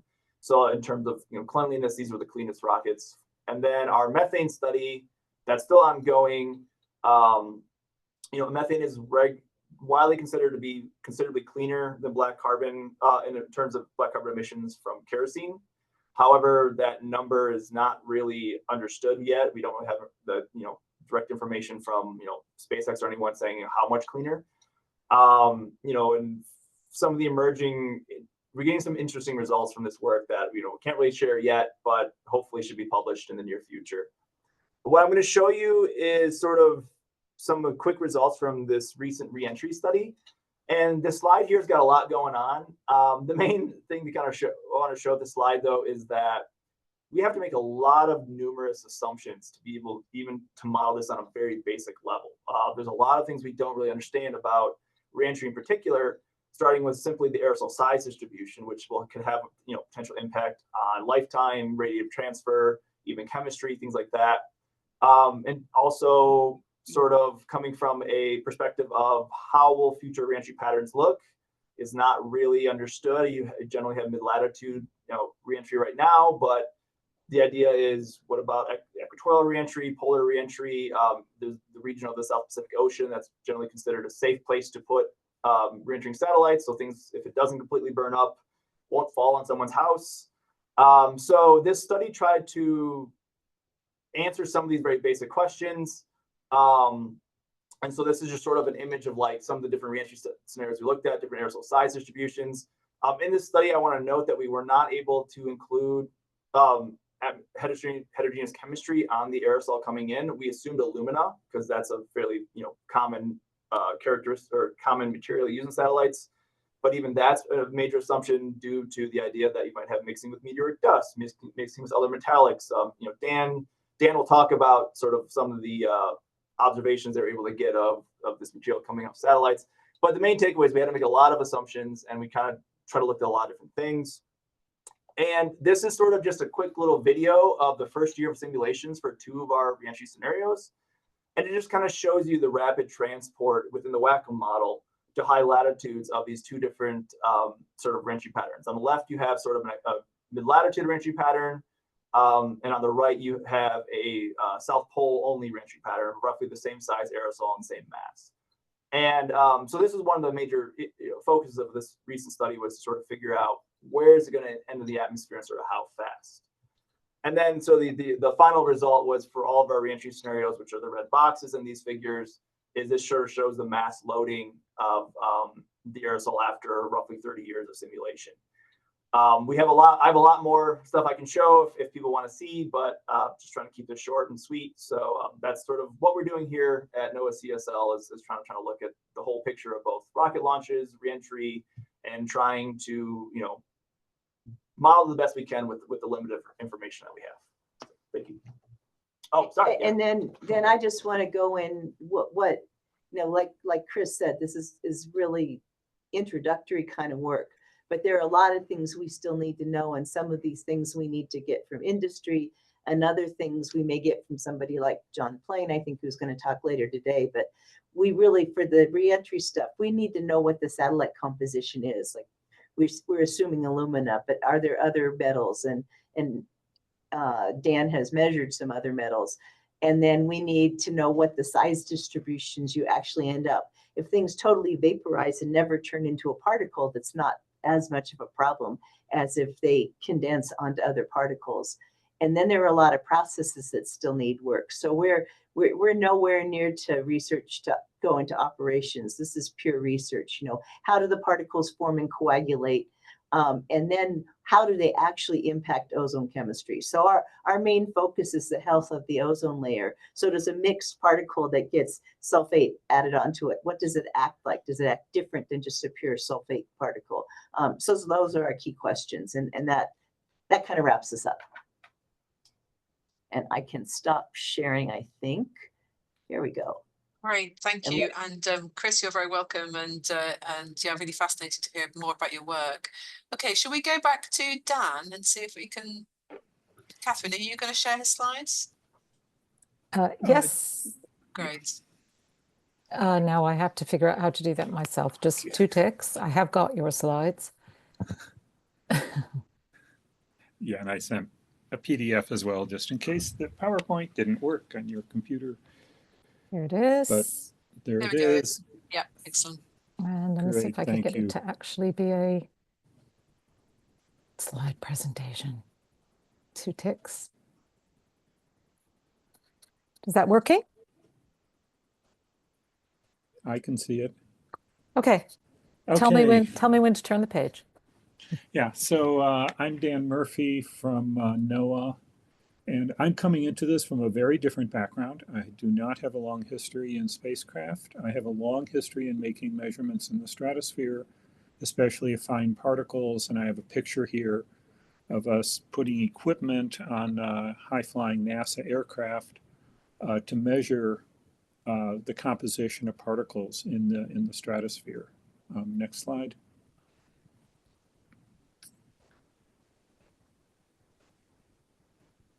Yep. Next slide. Maybe you're having trouble. There we are. Great, thanks. So I wanted to give some context of what happens from my point of view when a spacecraft re-enters the atmosphere. The spacecraft re-enters, and it happens amidst a mist of meteoric smoke falling slowly from above. And any vaporized metals from the spacecraft don't stay vapor as long. They recondense into nanoparticles, maybe new nanoparticles, maybe onto those meteoric particles. And as Chris and Karen were showing, every 6 months, roughly, in a simplified way, the mesosphere is flushed into the winter polar stratosphere. And then down in the stratosphere, and as those particles come down, some things happen. They coagulate with each other, so these nanometer-sized smoke particles turn into tens of nanometer-sized particles. They spend a few years down in the stratosphere, so like 6 months in the mesosphere, several years in the stratosphere. And then when they get down in the stratosphere, they are coated with or dissolved in naturally occurring sulfuric acid. So I have my very crude drawing here of the blue sulfuric acid particles. Some of them have meteoric inclusions, little black dots, and some of them have both meteoric and spacecraft metals, the black and red dots. And then eventually they get mixed down to the troposphere and the surface, and they spend not much time in the troposphere. And they don't contribute a lot to any fluxes at the surface that I can figure out. Next slide.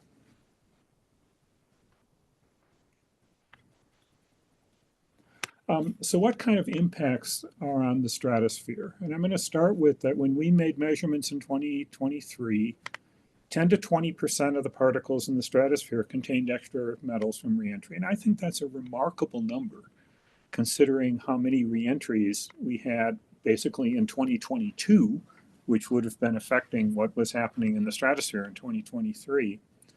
Of those metals, aluminum is the most common, not surprisingly. We measured over 20 metals, including some really exotic ones like niobium and hafnium, which are used in the exhaust cones of second stage SpaceX rockets. And just from that one part, we can measure those metals in the stratosphere. So what could they do to the stratosphere? One concern is ice nucleation.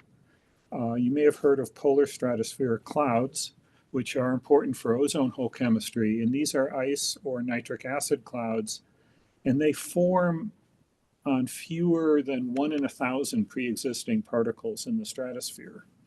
And so even if a tiny fraction of the particles change composition, you can change the way these clouds form.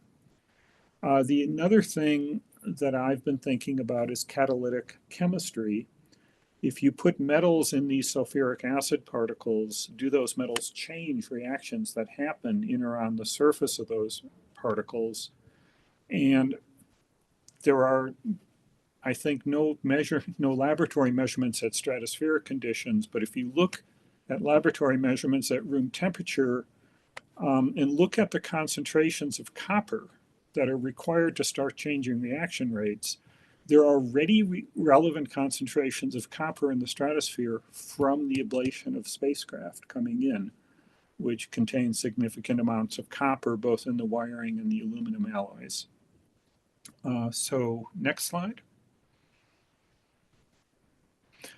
So to me, some of the bottom lines, the metals that vaporize during reentry end up in stratospheric particles. This is certain, we've measured it. We're just starting to think about possible impacts. I would say they could be minimal. Maybe these metals don't nucleate ice, for example, or maybe they are terrifically effective ice nuclei. We don't know. So we could have small or large impacts. And I think it's important to understand the impact of a rapidly growing industry. If you look out, 1 or 2 decades, if 10 or 20% of the particles contained metals from the number of reentries in 2022, when you have on average a reentry once an hour, which is what we're looking at, the majority of particles in the stratosphere may contain metals from spacecraft, which historically weren't there before. And Leonard Schultz, who's also on this panel, may go into this in more detail. The metals from reentry may exceed the meteoric flux, so there may be more aluminum burning up in the upper atmosphere than there is iron from meteors. So that's kind of my introduction here.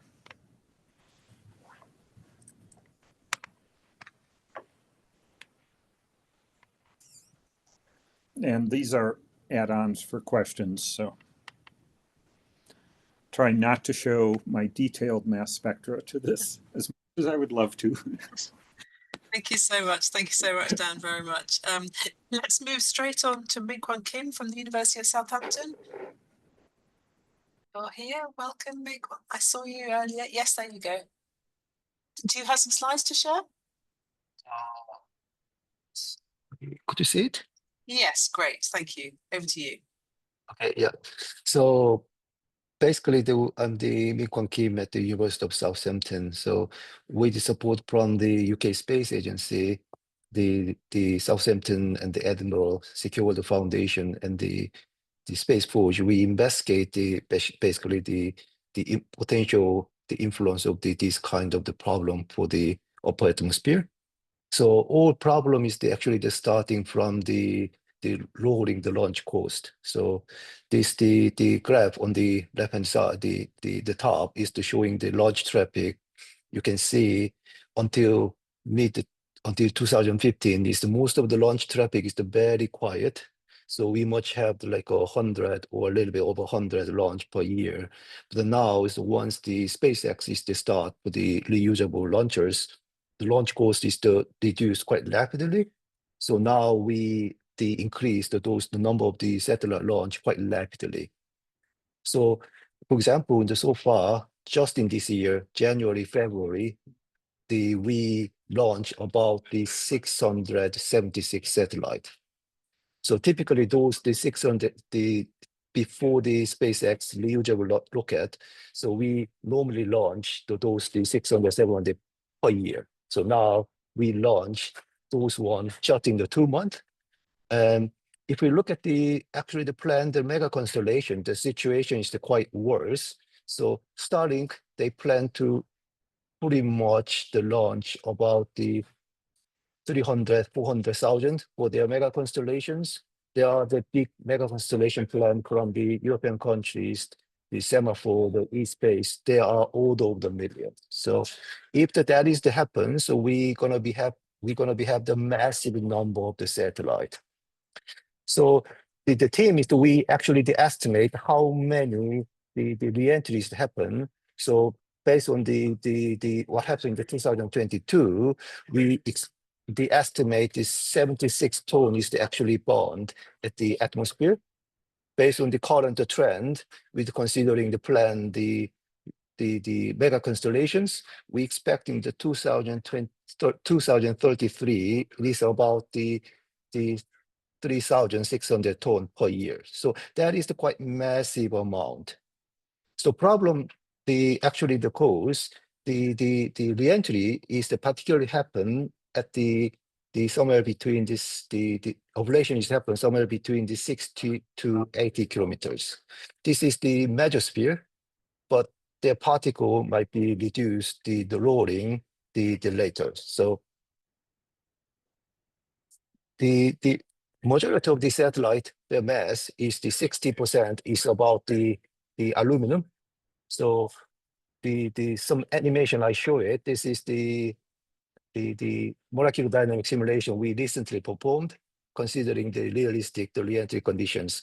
You can see there's some problem in the top is the aluminum oxide, the aluminum oxide formed, and you can see there's some two cloud.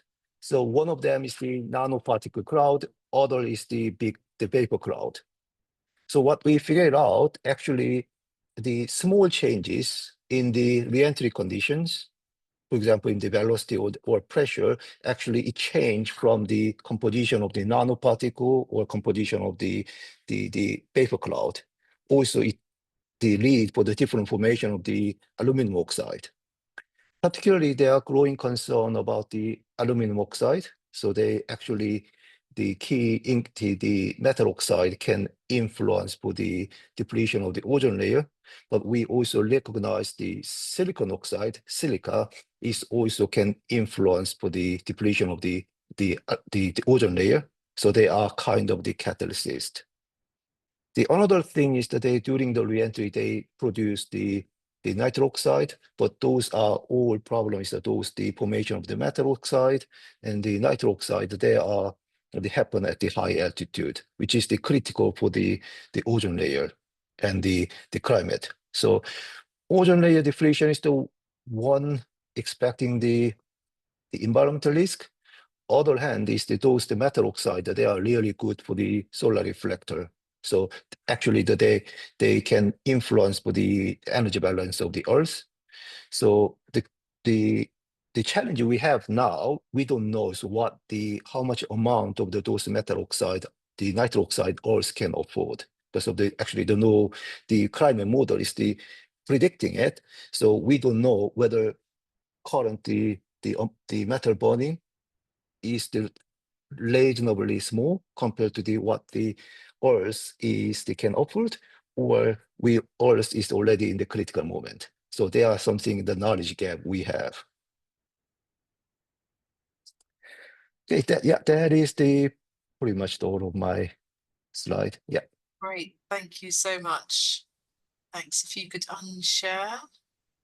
And next on my list, my schedule is Leonard Schutz from the Technical University of Braunschweig. Yeah, Schultz, hello. apologies, Schultz. Yeah, German names always hard to pronounce.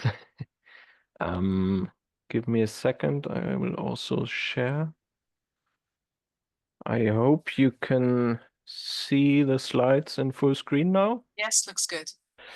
Perfect. So yeah, I'm a doctoral researcher at the Institute of Geophysics and Extraterrestrial Physics at Technische Universität in Braunschweig in Germany.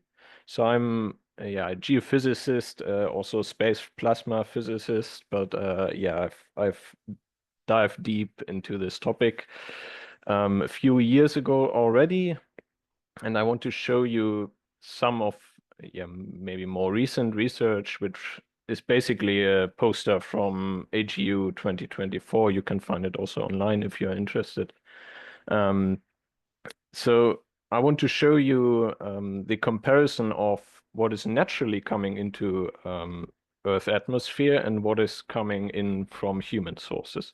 So the gray bars, this is basically what comes in a year to the atmosphere over the object mass.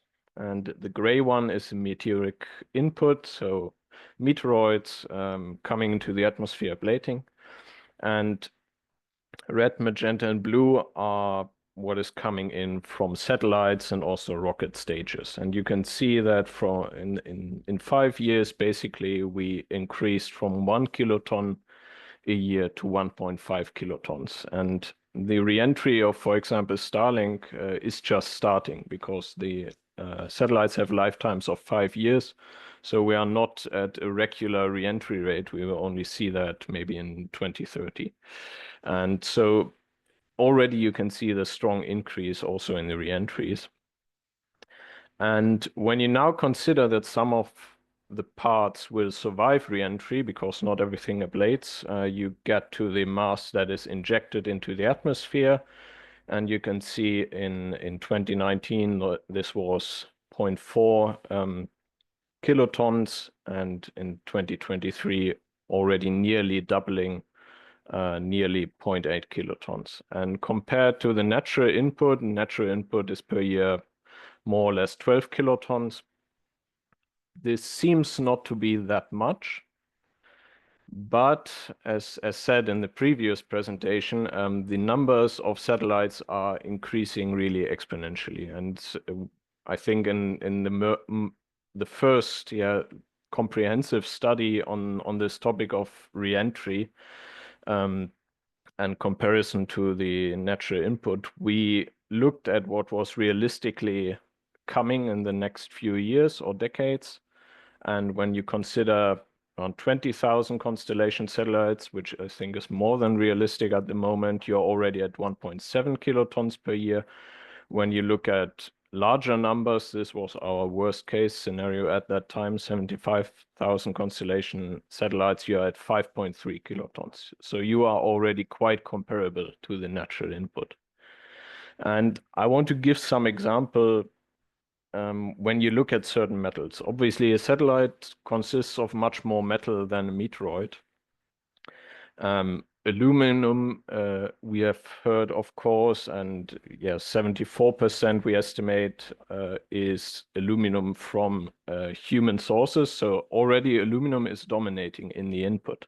But when you look at different metals, and we have taken here lithium, copper, and arsenic as examples, you can see here in the top the anthropogenic input in the last 5 years, averaged, so input in tons per year.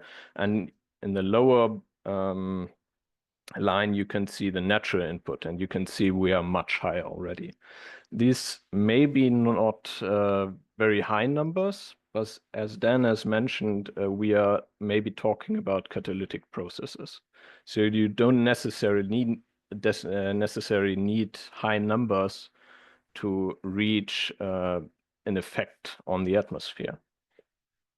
And so when you talk about research gaps, this is basically the sketch how the things affect the atmosphere or come into the atmosphere. You have the information about the material, entry properties, mass, elemental composition that will ablate. You have a very complicated ablation process, which in my view is not well understood, especially for destructive reentry.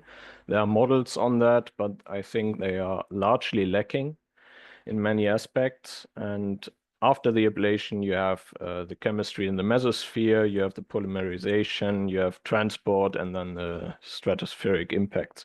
And basically, I choose the title research gaps because all of these points are research gaps, because we have so many knowledge gaps that everything needs to be researched on, and especially we need observations. I think there are maybe 8 observations of satellite reentries from the last 5 decades or so, and this is definitely not sufficient. And for example, about the ablation process, we basically don't know anything. And so it's really hard to say at the moment, are there impacts, are there no impacts on the atmosphere, how big are they? I think there's a high risk of impacts, and I think it's not very wise to put so much mass into the atmosphere. And I think with that, I can conclude.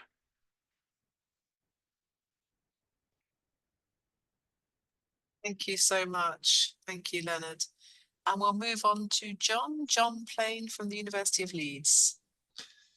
Thank you. I'm a physical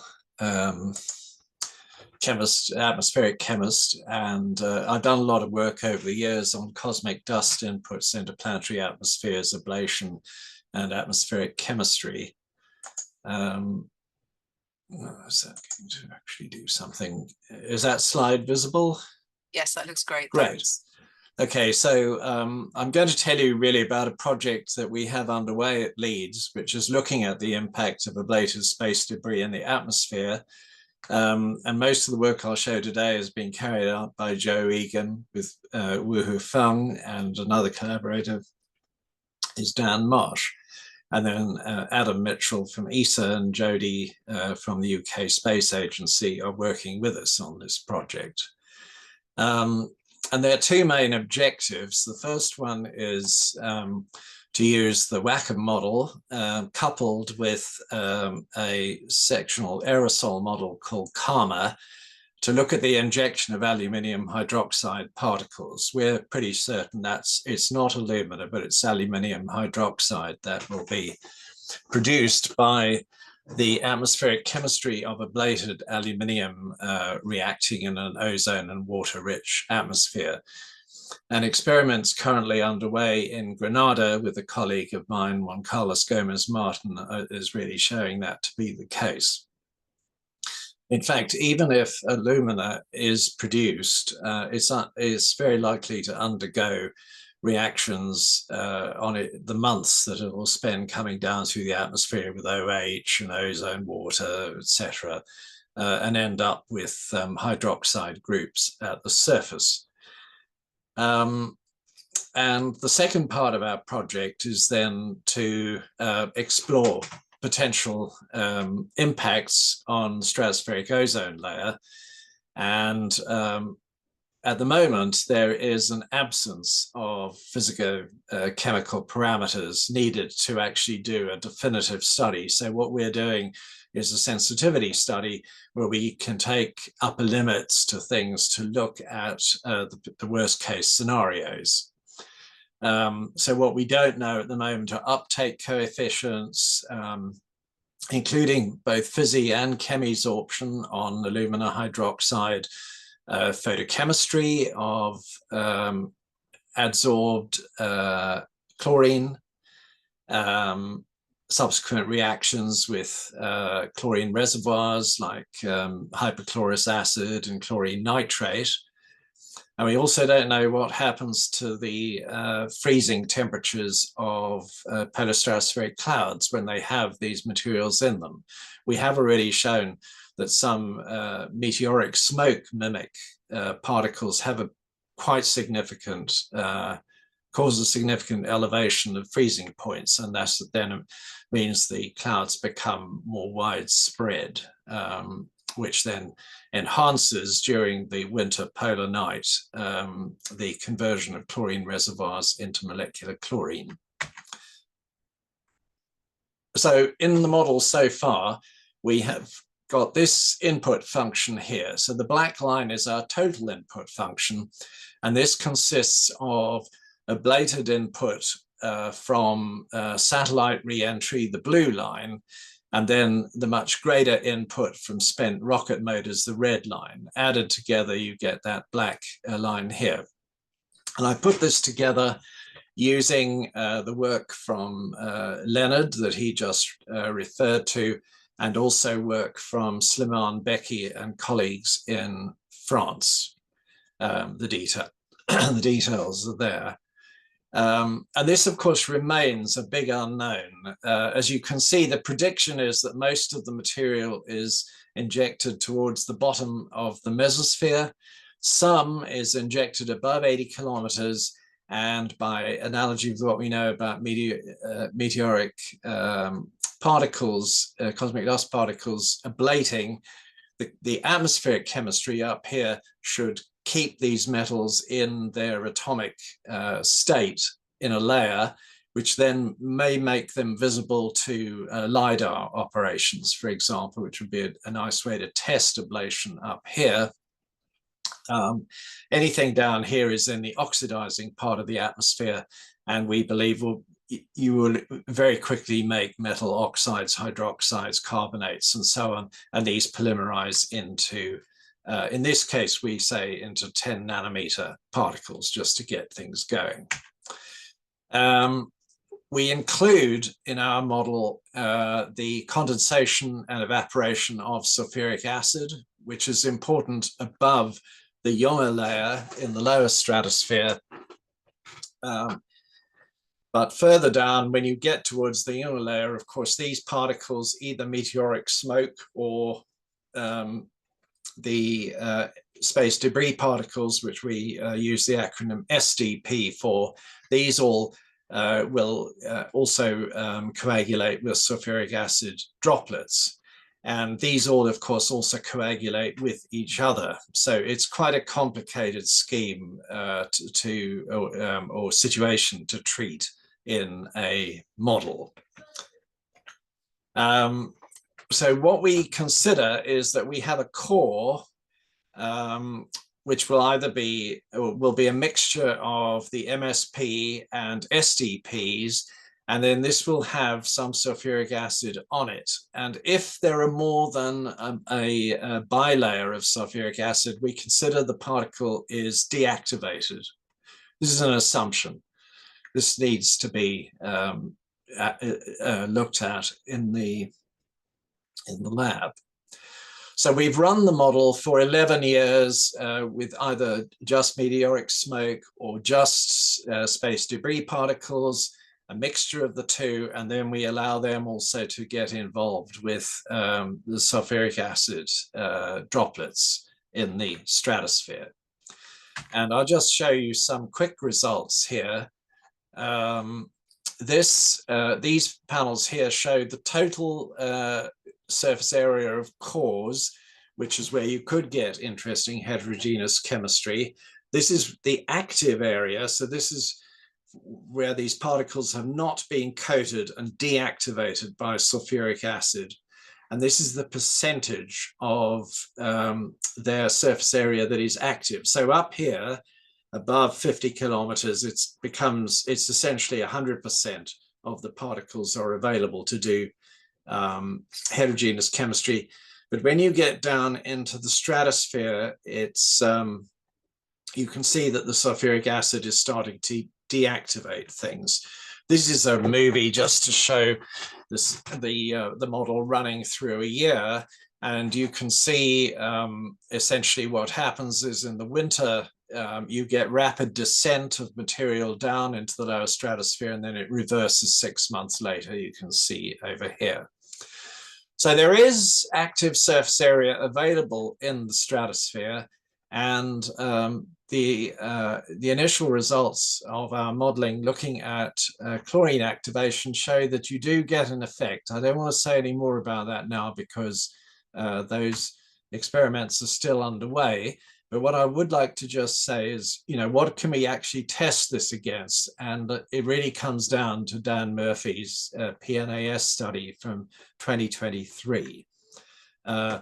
Where what he did was to report the ratio of a metal like aluminium to iron and also magnesium to iron. So this ratio is sensitive to the space debris input and this to the meteoric input. And so this is a way of testing what might be going on. So here's our model. This is showing the mean in March over a number of years to remove interannual variability and so on. And here we have the amount of dust. So this is the smoke and SDPs SDPs. And in March, you can see there has been descent during the winter time, which is why it's lower here in the northern hemisphere. This is the area where Dan's experiments were done at high latitudes. You can see here over Alaska, and the contours here show the dust concentration. This is where in the model we are injecting the aluminium hydroxide. The satellite is higher up. Spent rocket motors are lower down. The whole thing, as you can see, between 80 and essentially 30 kilometers. That's the measurement area, and the model is predicting that much of particles. Now, figure 2 from Dan's paper shows individual particles, which are these little dots here. This is the aluminium iron ratio in individual particles plotted against the magnesium iron ratio.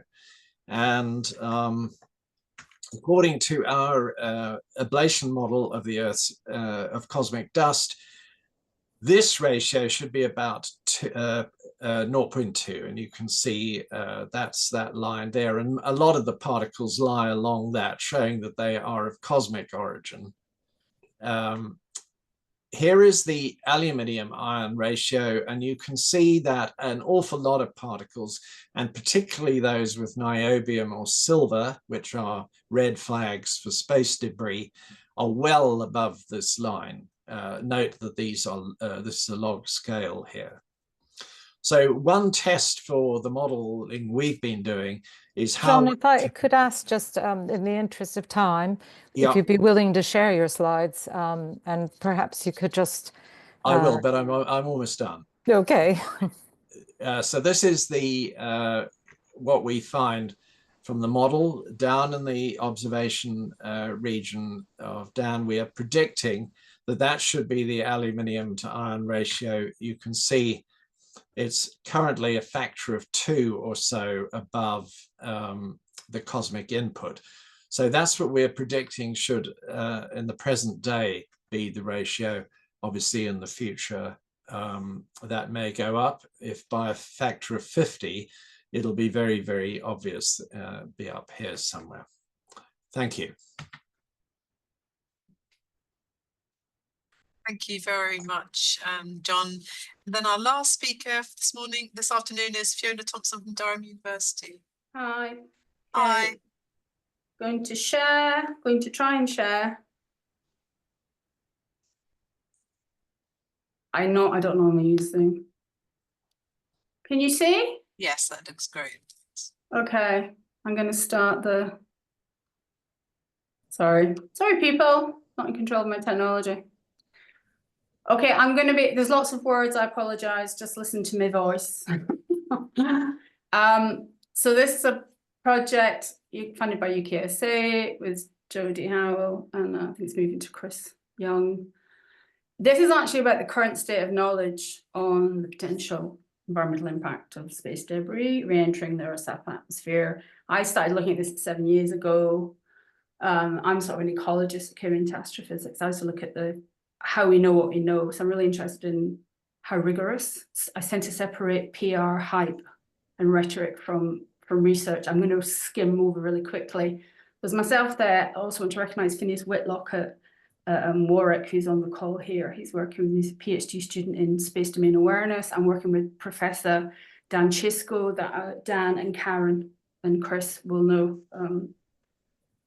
I tend to like nuance, so I decided it's such a field full of multiple different questions. I decided to look at 2 different fields.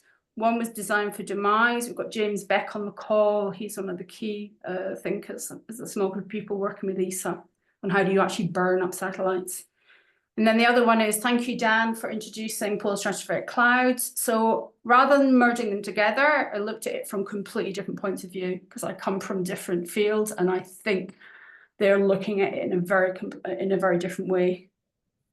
Very quickly, disruptive demise, design for literature. The question is very specific. What's the emission profiles of ablated material after re-entry? In which form and which altitude they deposited into the mesosphere, polar stratospheric clouds. The question is which ablated spacecraft particles in the mesosphere help form ozone depleting polar stratospheric clouds that Dan explained. I want to just say from the beginning, the type of literature that I came across, it's really very opaque. And also to highlight that data and analyzed findings are not perfect, they're not accurate. It's like a massive jigsaw puzzle. You're trying to it's like an ancient mosaic. So we need 3 types of data. We've already talked about accepted theories, remote sensing, and in situ data. We have almost nothing. In fact, we have nothing really on remote sensing data and in situ data. And I also want to highlight that Phineas is from physics. I'm more from human geography. And when I say we know nothing, Phineas says we know a lot. We actually know a lot. It's just that we have high uncertainties. So in my field, that means we actually we know what we don't know, but there's a great deal that we don't know. A big issue that came out of is it's very secretive, very opaque, the research. A great deal of really interesting research is in ESA. ESA tends to do individual conferences that are not peer-reviewed. It's not a criticism. It means that you can't go back on the provenance of the research. I spent a lot of time unraveling the research from the myths, misunderstandings, and the PR that I will mention briefly. So the questions from design for demise broken down into are, we need re-entry profile, the attitude, we don't have that, how it's tumbling, the shape, material profile and behavior, how the original materials, satellite change, design for demise, know that. They also don't really know that. They know what they don't know. When somebody said, I think Leonard said, we don't know a lot. We know a lot about what we don't know, which is actually quite a big start. There's an acronym there that's incorrect. It's carbon fiber reinforced composites. The other issue with it is it's a lot of focus on aluminium and alumina, and as though that's all that satellites are made up from. And it's not. There's also some of the work that's been done looks at asymmetrical shaping. In most satellites are non-asymmetric, which makes it incredibly difficult to understand the ablation process if you don't know which angle it came in at. Thermal dispersion of the satellites, what happens as they go through the atmosphere, different altitudes, don't know really. Atmospheric dispersal and dynamics. This is where it's really interesting. The space sector sort of talks about it a lot, but they actually have very little background in it. And if you look, it's really atmospheric chemists. But I've read a lot of papers, including with Phineas, where the atmospheric chemists are not included, and vice versa. I've read atmospheric chemists papers that haven't included anybody from the space sector. So from polar stratospheric clouds, again, it's the same thing. It's the whole kind of like sort of trickle down of different information you need. Atmospheric dispersal, how do they move through the mesosphere? And I know Karen and Chris, like they're incredibly well recognized. They understand how particles move through the polar seasonal cycles. That's what they know far more about. Material profile and behavior, which particles are found in stratospheric ice crystals, which state and which are most concerned. That's kind of quite known, and Dan did talk about that. How do they actually, I would say join, but Dan always says that's the wrong word, with the polar stratospheric clouds to increase their surface. That's what's hugely seems to be misunderstood, is that it's about increasing the surface, which then becomes, which will increase ozone.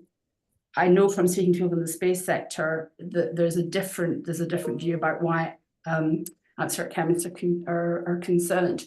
Another thing that came out is that atmospheric chemists will talk about being concerned about new particles coming in, heterogeneous chemistry on these clouds, which is about any foreign particle. It's not about spacecraft particles per se. Dan and Karen and Chris, you can correct me. Sorry, yeah, there's two Dans, there's Dan Shisco and Dan Murphy. It's any new particles that are actually forming that might increase the surface area. So some of the myths that I come across is that there seems to be an assumption that aluminium and alumina is a big issue of concern, and that would be questioned by the space industry. People using meteorite. Mark Burchell, thank you very much. He sent me information. He's also on the call about the also uncertainty of meteorite data on the atmosphere. People are just using unaltered data to form models, which they're completely different between satellites and meteorites. There is a view that design for demise studies in the future will shed light on redistribution of related spacecrafts. Very unlikely. They're not designed to do that at all. It's about facing up to what we don't do and don't know, and James Beck can talk more about that. Re-entry models are accurate and sensitive. Absolutely not. You've got ESA openly say that. They've written some great papers on it. And we have the technology to study the re-entry of spacecrafts in situ. We don't really, because I'll get to it, is that we only develop tools for things that we need. It's about necessity is the mother of invention. If we're not looking at an issue, we don't tend to develop the tools for it. It's not to say that the tools aren't there, but we haven't quite worked out what they are. There's also this confusion that atmospheric chemists are concerned about the actual CO2 being emitted from the spacecraft as it burns up. I've read some work on that, and that's not what atmospheric chemists are concerned about. Let's focus on radiative forcing and greenhouse gases. And this, I did a talk in Las Vegas and also ESA about trying to explain that just because the spacecraft particles are negligible compared to meteorites and industrial pollution, they're seen as being harmless, and that is not the case with polar stratospheric clouds. A very small new particles can actually increase the surface area. And again, I'm moving into Dan Murphy's, Karen and Chris's fields, who can correct me. I'm nearly there. Why do we know so little in this field? I think we also have to understand this is new. ESA and NASA saw the life cycle as being, as soon as it hits the atmosphere, that was the end of it. Nobody was really interested in it, which is why it doesn't look beyond there. Atmospheric chemists, I mean, Dan, when he's been interviewed, has said that they were surprised that particles were in that stratosphere, understandably, because it's not an area that they've looked at. He can talk about more that when they looked back at the data, they did actually see space hafnium and niobium in previous spectra. But the space industry are not surprised that it's there. And I've also mentioned John Plain's work. There's not a lot of work on mesosphere apart from John. The other one is about it takes a long time. Design for Demise have done vast amounts of work, 15 years. They spent a long time reworking and rethinking the physics. This is not unusual. The first piece went into the plasma of the spacecraft in plasma tunnel in 2018. That was 6 years ago. atmospheric chemists as well. It's also relatively new. And then the lack of in situ remote sensing empirical data, everyone said this. There is almost, there's almost very little. I think Leonard said there's 8, but when you look at the research findings, it doesn't really shed much light on it. And the other thing is there is a lack of testing facilities. So Southampton will talk to you about the plasma tunnels, as will John Blaine, and he sort of openly said that they're not current fit for purpose, but it is about us, unless we have an issue or a problem, we don't develop them. And then I think I'm going to finish there. I realize I've given you quite a lot of information. Thanks. But I also look at the geopolitical side of it, which I haven't talked about, how policies and geopolitics form and constrain the topic. Thank you. Thanks very much. Okay, great. Well, there's a huge amount of information there for everybody, and I'm sure there's a lot of interest in the room around this. We have a question from Yussi in the chat, so I'm going to start off with that. And again, panel, have a think and then jump in with a response. Yeah, Catherine. No, please take Yusi's question. Okay.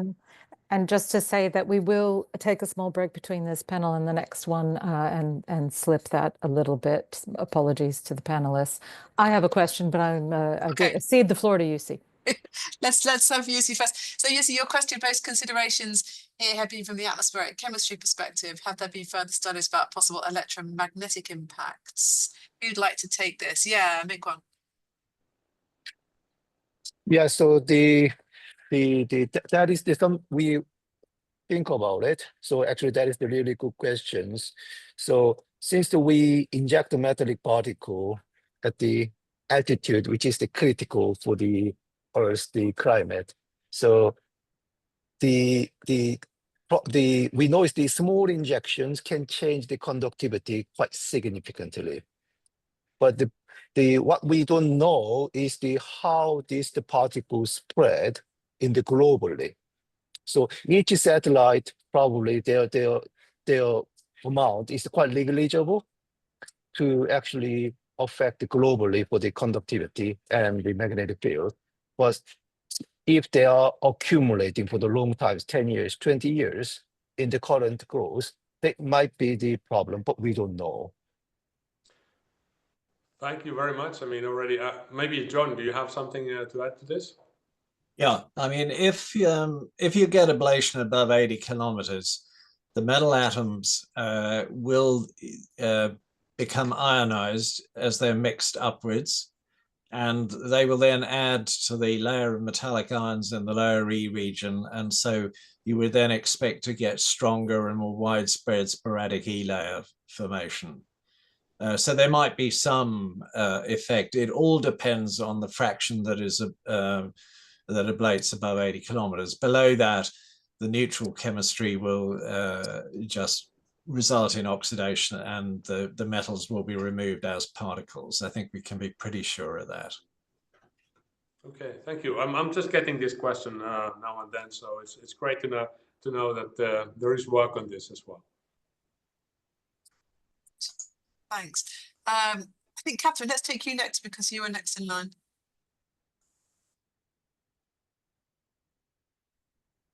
Couldn't come off mute. I put my question in the chat anyway, but a clear theme through this is that in situ data is sparse, and those experiments do seem pretty capital intensive, I guess is the way I would reflect it. So my question is, can we also be making more accelerated progress in lab environments? And if so, kind of what are the most important inputs or useful inputs for that? Yeah, Leonard and then John. Yeah, I think John will talk about the atmospheric side of the labs. What I'm thinking about is plasma wind tunnels. So there are people trying to look how ablation happens.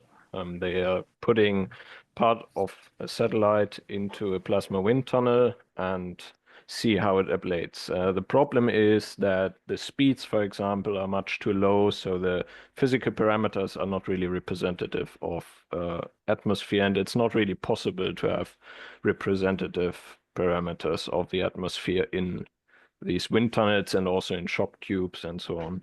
So you can get close, but I think, for example, for ablation, you need observations. And I think remote observations, for example, of the aerosol sizes after re-entry are very important. Leonard, and yeah, John? Well, there are well-known ways, methods for doing lab studies of reactive uptake on particles. I mean, HCl uptake on alumina was measured by Mario Molina's group many years ago. So we do know how to do that. We also know how to look at the effect of particles on the freezing point of post-stratospheric clouds. I think but one thing we don't know is what these particles actually consist of. And I think the only way to get that is to mount balloon campaigns above 30 kilometers to actually capture the particles, bring them back for detailed TEM analysis. Thanks. And Fiona? Oh, sorry, I haven't been muted. I agree with what John said about what's remote sensing, really, of actually finding out what happens to the particles. And anybody in Design for Demise would tell you that they don't really understand what's happening to the different materials. And because every single different part of the satellite will act in completely different ways, the idea of using statistical averages is not it's not good enough in terms of in situ. Now, I tell you let me just say one thing. It's very interesting is when you speak to lab people, they will have a very different view of what you can and cannot do in a plasma ion tunnel than when you speak to in situ and remote sensing people. And I still think it's a bit uncertain. I mean, I'm more of a ecologist, right? So for me, I know it doesn't represent the atmosphere. It doesn't represent the idea of when it comes in and tumbles. There's a possibility it does more in the plasma wind tunnels than some of the in situ and remote sensing people know. That needs to be a much more detailed discussion to actually what you can actually do. Yeah, so I can emphasize the two challenges. First is the in-flight test in situ measurement. So ablation is to happen at the 60 to 80 kilometer, which is that is the peak heating is to happen. So unfortunately, those times, though we have the quite high plasma density and the communication is too low. So we cannot collect data. We can collect data, but we cannot send it to ground. So that is the challenging in the flight test. In the plasma internal test, so plasma internal is designed for testing the material, whether they are bond or not during the reentry, but not for the measuring the byproduct. So most of the wind tunnel, they are using the arc jet, so which means that they actually seeding the metal from the electrode. So those cause some of the different chemistry. So we need a very clean, the high temperature flow. So there are very few facility actually having the electrode list, the plasma internal. The VKI is one of them, but they are maintaining at the subsonic. And their flows are different. Also, another thing is that they are designed to test, to verify whether object is survive or not for what is the chemical. So basically, they are not the measuring what is the byproduct. So basically, we need a totally different concept for the testing facility. Fascinating. Let's just turn our attention quickly to the chat, where there's been quite an interesting back and forth around the Draco mission. I wondered if somebody would like to take that, just whether or not that is going to be a kind of groundbreaking opportunity for this field or not. Yeah, Dan. I actually don't know a huge amount about the Draco mission, but there's something very relevant I'd like to learn from the people who are studying reentry, which is a little different than Design for Demise, which is how much of the material comes off as microscopic droplets or bits. And the reason is if it comes off as actual vapor, it recondenses into nanoparticles. If it comes off as like a tenth of a millimeter little bit, that's just going to like drift down through the atmosphere, very short resonance time, probably doesn't do anything on the way down. And that might be a question that, again, being a little different than design for demise, that people aren't thinking about, but is very important for the atmosphere. Can I take that? Yeah.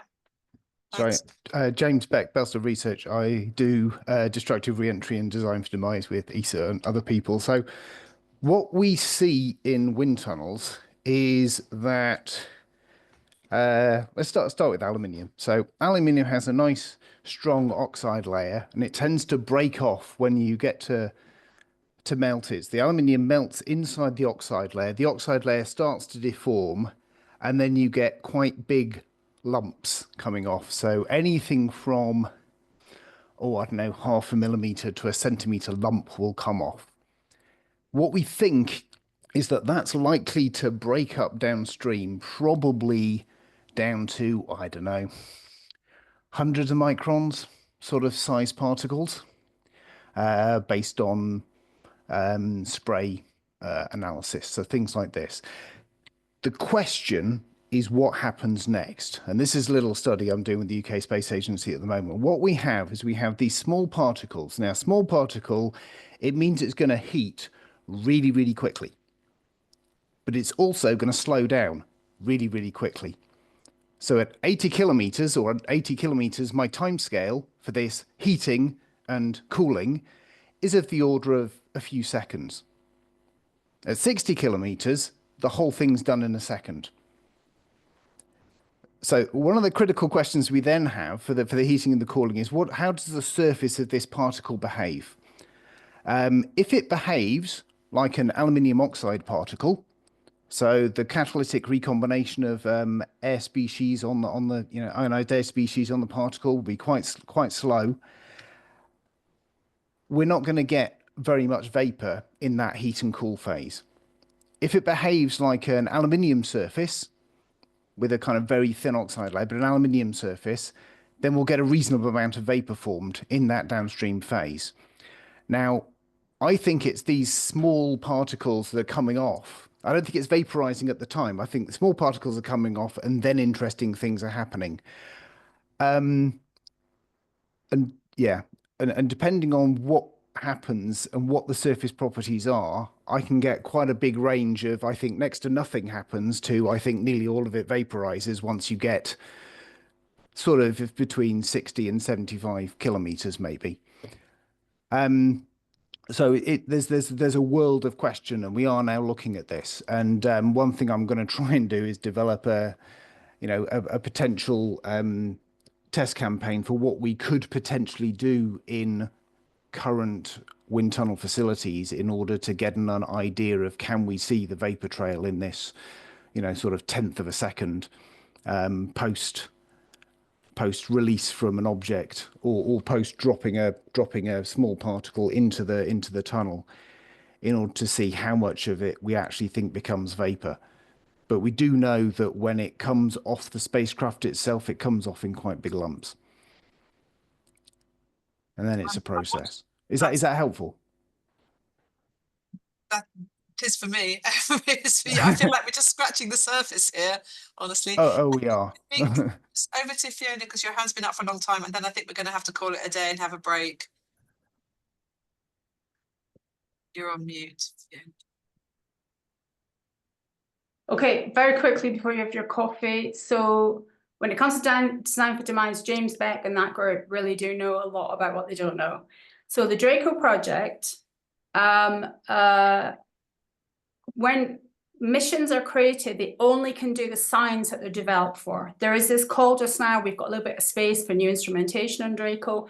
I still do not believe, and I'll say that it will be able to do what it's trying to do. Now, let me very, very quickly say, is that Phineas Whitlock brought this up about the idea the dispersal is very, very interesting. So when you're looking at remote sensing, is you're going to have, at the moment we're looking at the current state of knowledge of the technology, remote sensing in situ, and you're going to need this wide field of view, really, from some of the ground instrumentation to look at the dispersal. But the Draco project, unless someone convinces me, it is looking purely at the ablation project. I think one of the outcomes of this is we'll be sharing a link about the project to people in the room. Because obviously this is an area of great interest. There's so much. Thank you all very much. I'm going to hand back to Catherine. Thank you so much, Kate, and to all the panelists and everybody contributing in the chat as well. I feel that we should have just run the whole workshop on this topic, even though there is not a lot of research yet available out there. It's just so clearly an area with interesting and important gaps in it. I apologize that we're not going to take our usual troll through last comments from each member of the panel. But could I please ask you to put in the chat key takeaway message, that you want to make sure that that lands with everybody. And please do stay for the next discussion, which is about trying to understand quite complex interactions between things. We are going to go ahead and take a quick comfort break, but very quick comfort break. Could I please give you a virtual round of applause and then ask everybody to reconvene in 5 minutes? Just stretch your legs, refresh your coffee, and we will kick off with the next discussion. Thanks very much, everyone.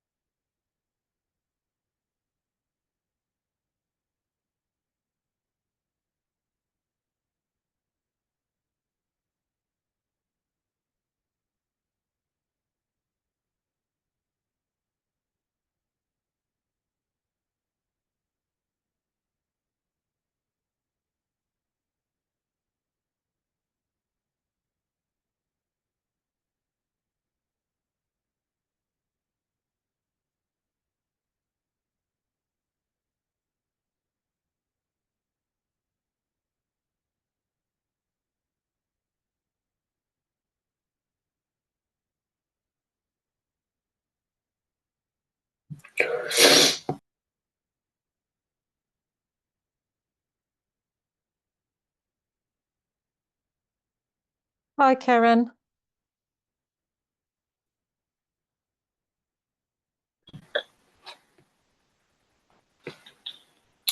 Hi.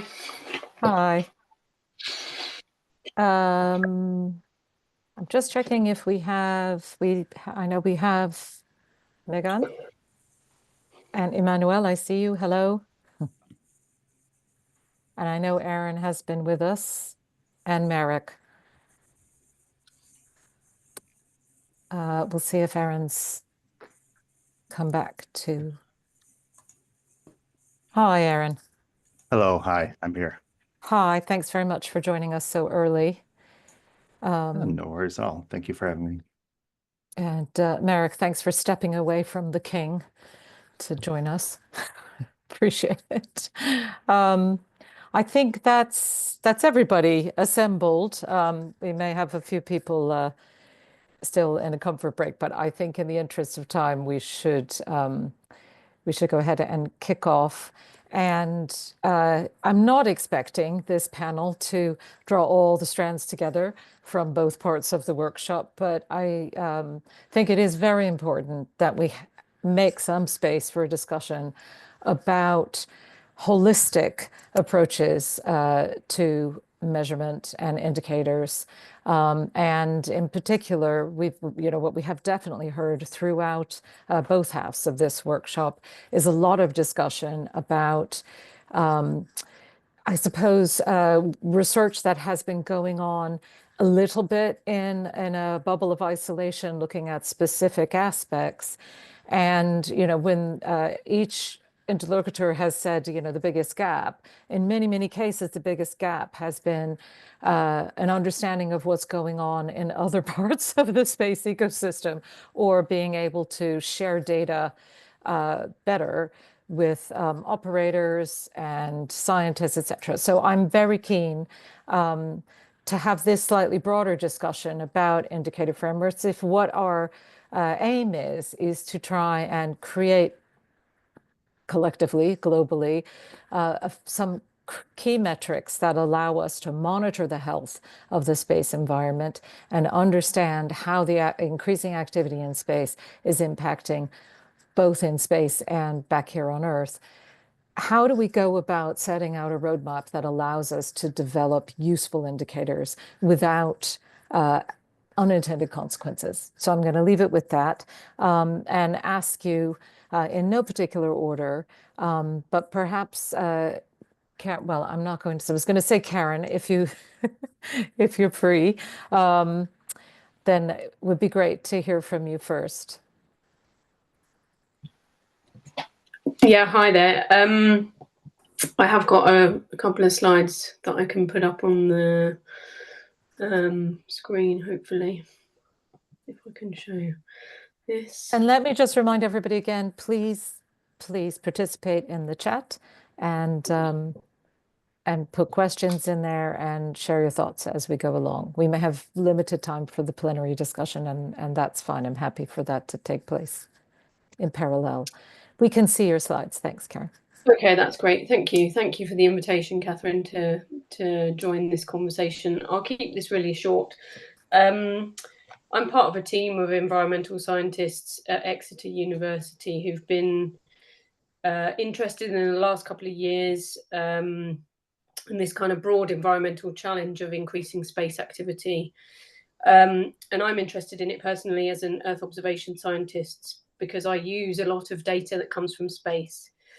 And actually, on a kind of personal level, I don't buy the narrative that is being used to sort of sell these constellation models really in Earth observation. So, the idea that we need finer and finer resolution data in time and space to deliver better quality Earth intelligence, I don't necessarily think that that's the case in many applications. And so that sort of led me to question and work with a group of other scientists who have a vast sort of range of different expertise, really, to kind of take a life cycle perspective on this issue and look at the whole cycle from the sort of construction of the satellite through to the launch, and then obviously through to kind of decommissioning or satellite death, or as we've heard in the other sessions, you know, the sort of deorbiting complexities that come to life when when you burn things up in the atmosphere. And you know, as an environmental scientist, for me, this is a major concern, really, because it sort of mirrors other work that's going on in environmental science around things like the great acceleration, where we're seeing, you know, rapid accelerations in extinctions and all sorts of other parts of the Earth system are kind of mirroring this great escalation in space activity with similar impacts. So I think there's a few things I'd like to just pick out that maybe we haven't sort of talked about yet. The first one is night sky light pollution. The obvious group of people that have obviously scoped this as an environmental concern are the astronomy community. But I guess I just kind of want to bring to your attention that there are, well, the majority of life on Earth is actually nocturnal. And so if you kind of look at this from an ecological point of view, there is a major concern that increased night sky brightness, which again is something that's relatively kind of poorly understood and is quite difficult to model, but that could be quite profoundly affected by escalating space activity. And I think there are some projections that say that, for example, night sky brightness might increase by a few percentage points over the next decade or so. I don't know how accurate that is, but if you start to kind of think about how that might affect many of the kind of nocturnal species on Earth, insects, for example, we could be looking at, you know, cascading sort of ecological effects there that are currently very poorly scoped.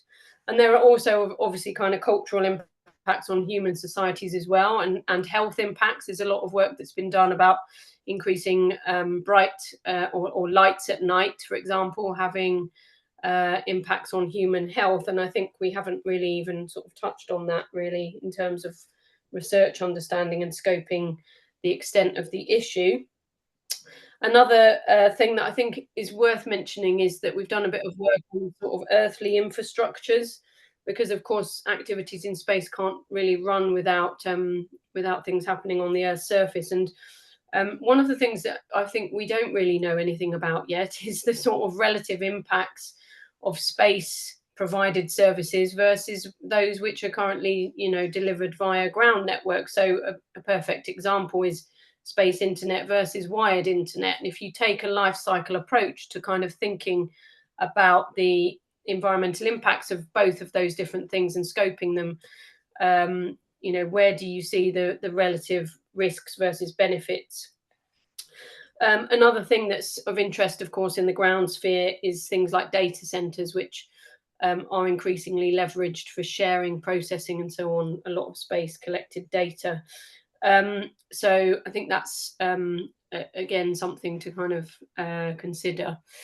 And yeah, this kind of extends into my field, into Earth observation data, and the fact that, you know, we're generating from space now, from these huge constellations of Earth observing satellites, an enormous data legacy that will extend into a lifetime long beyond the satellite death. So it's not even that the end of the life of the satellite is the end of the life of the mission. And so when we think about those data shifting onto the cloud, what are the environmental impacts of those analyses? And we've done a fair amount of work on that, and you can have a look at the papers there, which sort of scope some of the emissions profiles associated with storing hundreds of petabytes of Earth observation data and then processing them. They're quite big.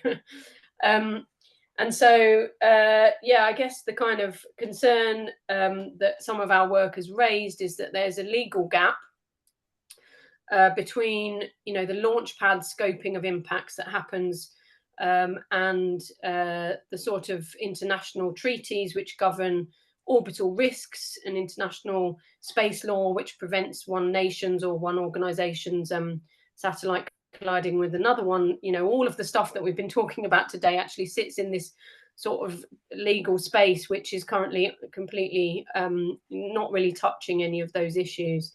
And so there is a really important legal gap, I think, around that. So I guess, yeah, just a very text heavy slide to sort of finish my piece, really, which is to sort of highlight some of those major points, really. I think for me, the points that were raised by the previous speakers, Karen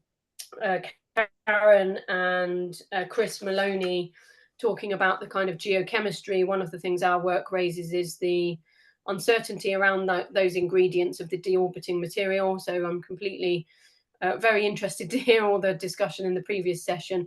But for me, it's also about the pace. As I said, I think we're kind of in this kind of great acceleration of the Anthropocene, and the exponential increase of space activities is part of that. But although we know there is potential to deliver serious and numerous impacts across the Earth system, the agility and speed of science is not really keeping pace with the particularly commercial developments of launching hundreds or thousands of satellites into space. So a key question for me is really how do we make science and the scientific response to this more agile? And how do we kind of bring life cycle thinking into that? Because I think it does offer a nice and sort of readily existing framework for evaluating the whole system effects, both positive and negative.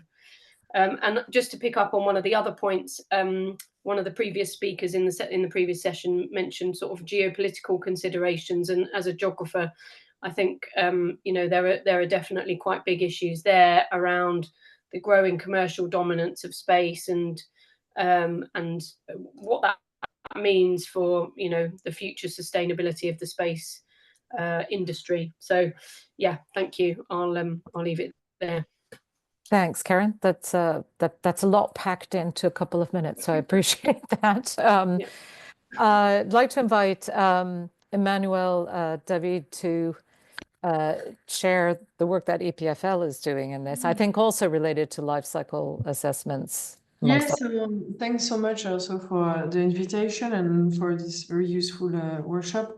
I apologize, I didn't prepare slides as the other colleagues, but so I think when the main question, as you mentioned, is to setting up a roadmap for useful indicators. And I do like the approach from Mrs. Anderson before with looking at the life cycle. And I will use this also to mention some of the projects we have and what we have identified. So it's true that if you want to look at the environmental impact on Earth, one of the main, I would say, methodology that is useful is life cycle analysis. And for that, in particular, we are developing, in collaboration with the European Space Agency, a tool for early design phase life cycle analysis for space-specific applications. And this one is, for the moment, is focused for space transportation. And we base this based on the using also the LCA handbook from ESA. And there will be one of the new version of this handbook, I think, coming out soon, where we'll present also the approach for space transportation. And there you already have a set of indicators that is proposed in this handbook. I think is 26 indicators. And for the first version of our tool, we had took 6 that we defined that are the most useful for, I would say, not most useful, but most impactful maybe for space applications. And it's very important to set up those indicators because as it's different from other industry where CO2 might not be our main indicator, but others like ozone depletion, acidification of oceans and things like this. So I'm happy also then to provide a reference so you have the list of those indicators. I was trying to look again. And then the other part, then when you look at the in-space part, so it's true that the framework that we're working with is the Space Sustainability Rating that we've been hosting and then is now an independent association. And in there, in this framework, you have 6 different modules that looks first the mission index that looks at the space risk footprint on the space environment. throughout the lifetime of your mission. And this goes along with some of the discussions that people have on space capacity management. And there again, it's a huge, I would say, debate within the community. But I think everyone agrees that you need to consider what is how you're increasing the risks to the space environment. But it's also very tricky because the environment is evolving also very fast, and the spacecraft themselves. And so we might, as Mrs. Anderson was mentioning, also is the outpacing, also that you define something, but the technology has already outpaced it. So in the SSR, there's this. We look at the detectability, identification, and tracking, and what is the capacity that you can see your spacecraft from the ground and identify. So you can also, from an external point of view, the COLA, so collision avoidance maneuver, and also which are the so in terms of capacities, but also in terms of procedures, and the lead time that goes also with it. So how fast you're able also to maneuver. Then we have 1, 2, 3, DAT COLA, the compliance to design standards. So this is, I would say, one of the most straightforward. And the data sharing, so how transparent you are in sharing your data, your contact points. And finally, the compatibility to external services. So these were the 6 first modules, indeed, that were chosen based on, I would say, where you have the highest consensus in the community and how you can get also this information. So other modules that we were looking at to include it, one is indeed the one on the dark and quiet skies. So what is the impact for radio and optical astronomy? And we've done some preliminary work also on how to assess this, also in collaboration with the IAU CPS, so the Center for the Protection of Dark and Quiet Skies, which is still on hold now, but we are really open to share also with other people if they have the funding for a PhD that will continue to work on that. So there is a great interest on the community. And then we also gave some thoughts on the to include the LCA single score. And we had so how do you have an indicator that also take into account the LCA, so the life cycle analysis, and that would be also putting in place a single score.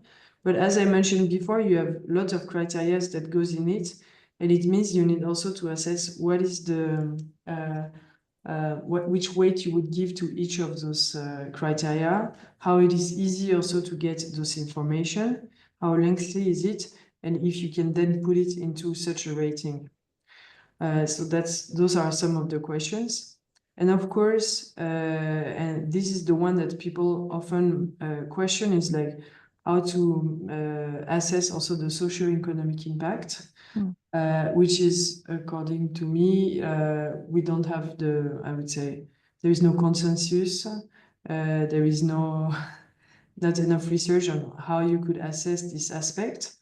So I had a few students during the master thesis, for example, they were putting it and they say, okay, if it's a military mission, if it's a Earth observation mission, a scientific, and then they put a score. But I think it's very, it's mostly based on, the perception of maybe an individual or a country, but also it would be very hard also to have like a humanity perspective on it. Because we are mostly Western countries, so we have some views, but maybe other cultures might have other perspective. But you have people that are working on this, so maybe one day we'll be able to do this, but that's, I would say, for me, a big limit, and I think you mentioned it also in your report. And I'm also really glad also to see the work of other people on those aspects. Because indeed, from a technical university, we'll be more looking at some of the technical aspects. Last, but I wanted indeed to just conclude on the outpacing and the link with regulation. One of the reasons also of SSR as an association is to have a structure that would be agile enough to update based on the, I would say, evolution of the landscape and what's happening. Because indeed, as soon as you link to more, I would say, hard law framework, then it might be more difficult then to adapt and then to be indeed outpaced. And then we're also looking or waiting for what the EU space law project with the EU space level would be intended to do. But I have the feeling in the last year it stayed on pause, so we didn't hear so much on the new evolution on that. But if anyone has some info on that, I think it's also a good way to discuss it. Okay, thanks very much, Manuel. There's an awful lot going on there then. And I know it's, there was where the space sustainability rating was developed.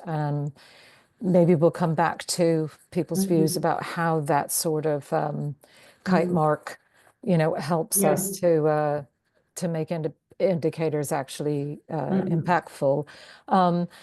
Actually, Aaron has joined us at a ridiculously early hour, but I'm going to go first to Marek Siebart, and then we'll come back to you, Aaron, if that's okay. And by all means, I know you've mostly introduced yourselves in the chat as you joined, but if you would like to say a couple of words about the Outer Space Institute and your role within it, that would also be welcome. Okay, thank you. Can you see my slides? Yes, we can.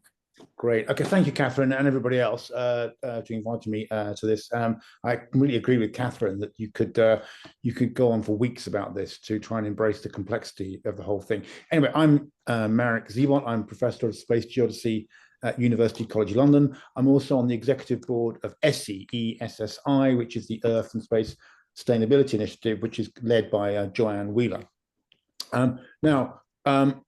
I think Catherine wanted me to come in from a slightly, an orthogonal plane on this, and so I will do that. So about 2.5 years ago, I started a project with the OECD.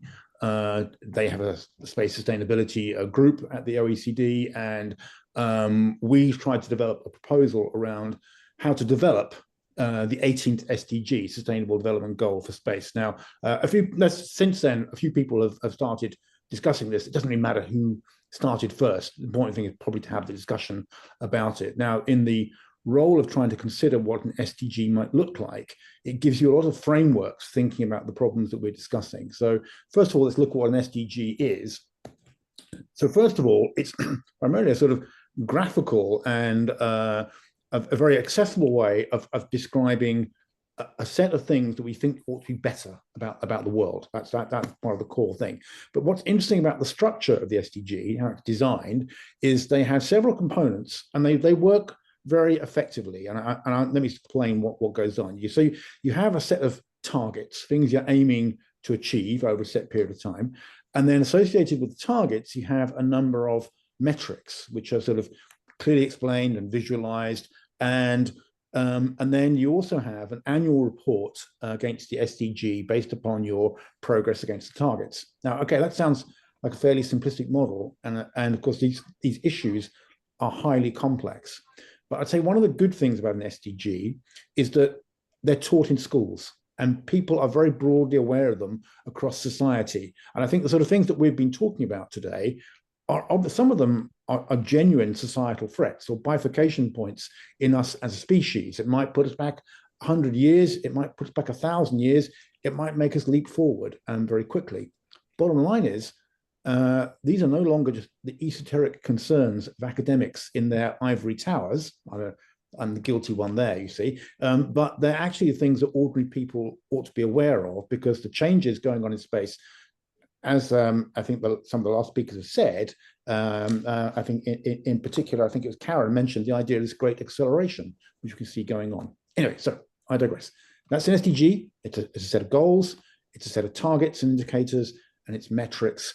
And you have an annual report that shows you how those work. Now, there are 17 of these, but they are not all equal. We spent a fair amount of time deconstructing the SDGs to find out how they were designed and how effective they are as a mechanism. and they're not all equal. And let me speak somewhat against that. So from the design perspective, this is what we tried to do. This is our model of how to design the SDG. And I think this pertains to what Catherine was saying about the breadth of the problem in a way. So what we did in the center of this diagram, this is our mechanism for approaching this. In the center of the diagram, we have the pillars of space technology, which are broadly speaking, communications, Earth observation, and position navigation and timing. They're the main three things that we do in space. On the left-hand side, it's a sort of Maslow's hierarchy of needs, but these are kind of the requirements for human development that depend upon that those space technology pillars inside. So this is a rank list. So this is our consideration of this, but we had a very broad group working on this. At the top is internet connectivity, and then there's food security, and there's climate change monitoring and science. Now you can go down that list and gather more, but the complexity of the problem grows the more things you add. On the right-hand side, though, you've got particularly the change factors that have appeared, particularly since 2018. So you've got new models of finance in space, new models of commerce, how people make money in space. Lots of people think they can make money in space. You've got changes to the operating environment until it's being congested and contested and the amount of debris going on. You have an attempt to have regulation, right? And people thinking very carefully about that and trying to balance the drive for innovation and development against regulation. Then you have ethical ideas, which we're talking about here in a way. You have a slew of technological advances, and you have the idea of sustainability of services. So what we did was we essentially took something from the right-hand side, let's say, for example, the operating environment, considered how that impacted upon communications, observation, PNT, and then tried to map that onto the rights and requirements on the left-hand side. So we went across that diagram multiple times with a group of people, cross-disciplinary people, young people, old people like me, people from the law side, people from the finance side, people from commerce, and try to understand the problem from that perspective. And I think that was a really worthwhile exercise because otherwise, I mean, not to say that is a complete description of the problem, probably far from it, but unless you consider things like incentivization for the commercial people, they're not going to come on board, right? So you have to have, I think you have to have a holistic viewpoint on the problem.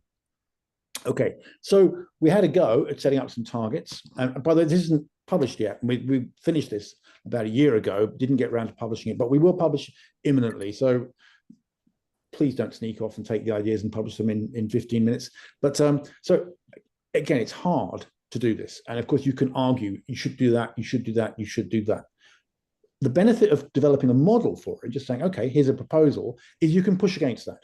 So for example, targets. One of the key things we realized for space sustainability, you're probably going to need an international space traffic management organization, something like the International Civil Aviation Organization and how they work with aircraft. But so we looked at ICAO as a technology organization, which is a very successful technology organization, and tried to figure out what did they do that made them so successful in the modern world. And one of the key things there is they're inclusive and they're democratic, and that's because 193 countries in the world sign up to them. So without having more countries benefiting from and being involved in space, you can never have such a democratic structure to a space traffic management organization. Then the next target, expert perspective on balancing human rights and space sustainability, is that, well, it's just the complexity of the problem, okay? We can't be in, although we should be in a rush to fix this, then we can make a lot of mistakes on the way, and therefore it needs to balance consortium of views from diplomats, from politicians, from financiers, from space scientists, and so on. Okay, next set of targets. There's the one on space traffic management systems, how that should work. There's not been enough work, I would say, on design of space traffic management systems. And so that's probably a push thing now. We should get on with that now. Finding approaches for developing policies. It's one thing to say, okay, we should have this policy, that policy, and this so on. But again, from a point of view of incentivization and practically making policies applicable, there has to be a framework of how to do that. Obviously, there needs to be debris mitigation standards development. That's clear. And actually, we have that relatively well in hand. But again, as the framework and the behaviors in space change, we have to consider that as we go along. How do you enforce things what do you say is a standard, and so on. Then the last target on the bottom right-hand side is to find a way of evaluating how policies work, and can we design metrics that will say our policies working. Now, I worked in climate change for many years, one of the PIs on the JSON altimetry missions measuring global sea level change, and so we have great evidence for these processes, but the evidence doesn't seem to help work very well against policy. Now, you obviously need the measurement system, and I think, as Karen said quite rightly, Earth observation is vital in terms of measuring these processes, and you need a long timeline for that to do that. But you've got to have balance this thing, the tensions between policies and metrics that tell you whether you're being successful or not. Okay, nearly there. So last thing, some idea about metrics. Okay, one key thing we learned about metrics is that you can invent 5 million metrics if you want to in 15 seconds, right? But you need a practical set that you can measure, right? That aren't going to be really exhausting and difficult to maintain as a time series. And secondly, ones that actually are a proxy for what you want to achieve. It may not be direct, but you have to have things that are straightforward. So perhaps the lower two are the more interesting ones, I'd say. One is engagement with space technology. So mapping how many countries in the world are actually benefiting from and getting involved in space technology is a metric of our progression in this problem. And then the bottom right-hand side one, and I think it may have been Karen who mentioned this actually, is internet connectivity. Because at the moment we still have a digital divide. 40% of the world's population don't have access to the internet, and that we see internet connectivity as a fundamental human right, because if you don't have it, then you're limited in your ability to develop as a country, as a group of people, as a village, and so on.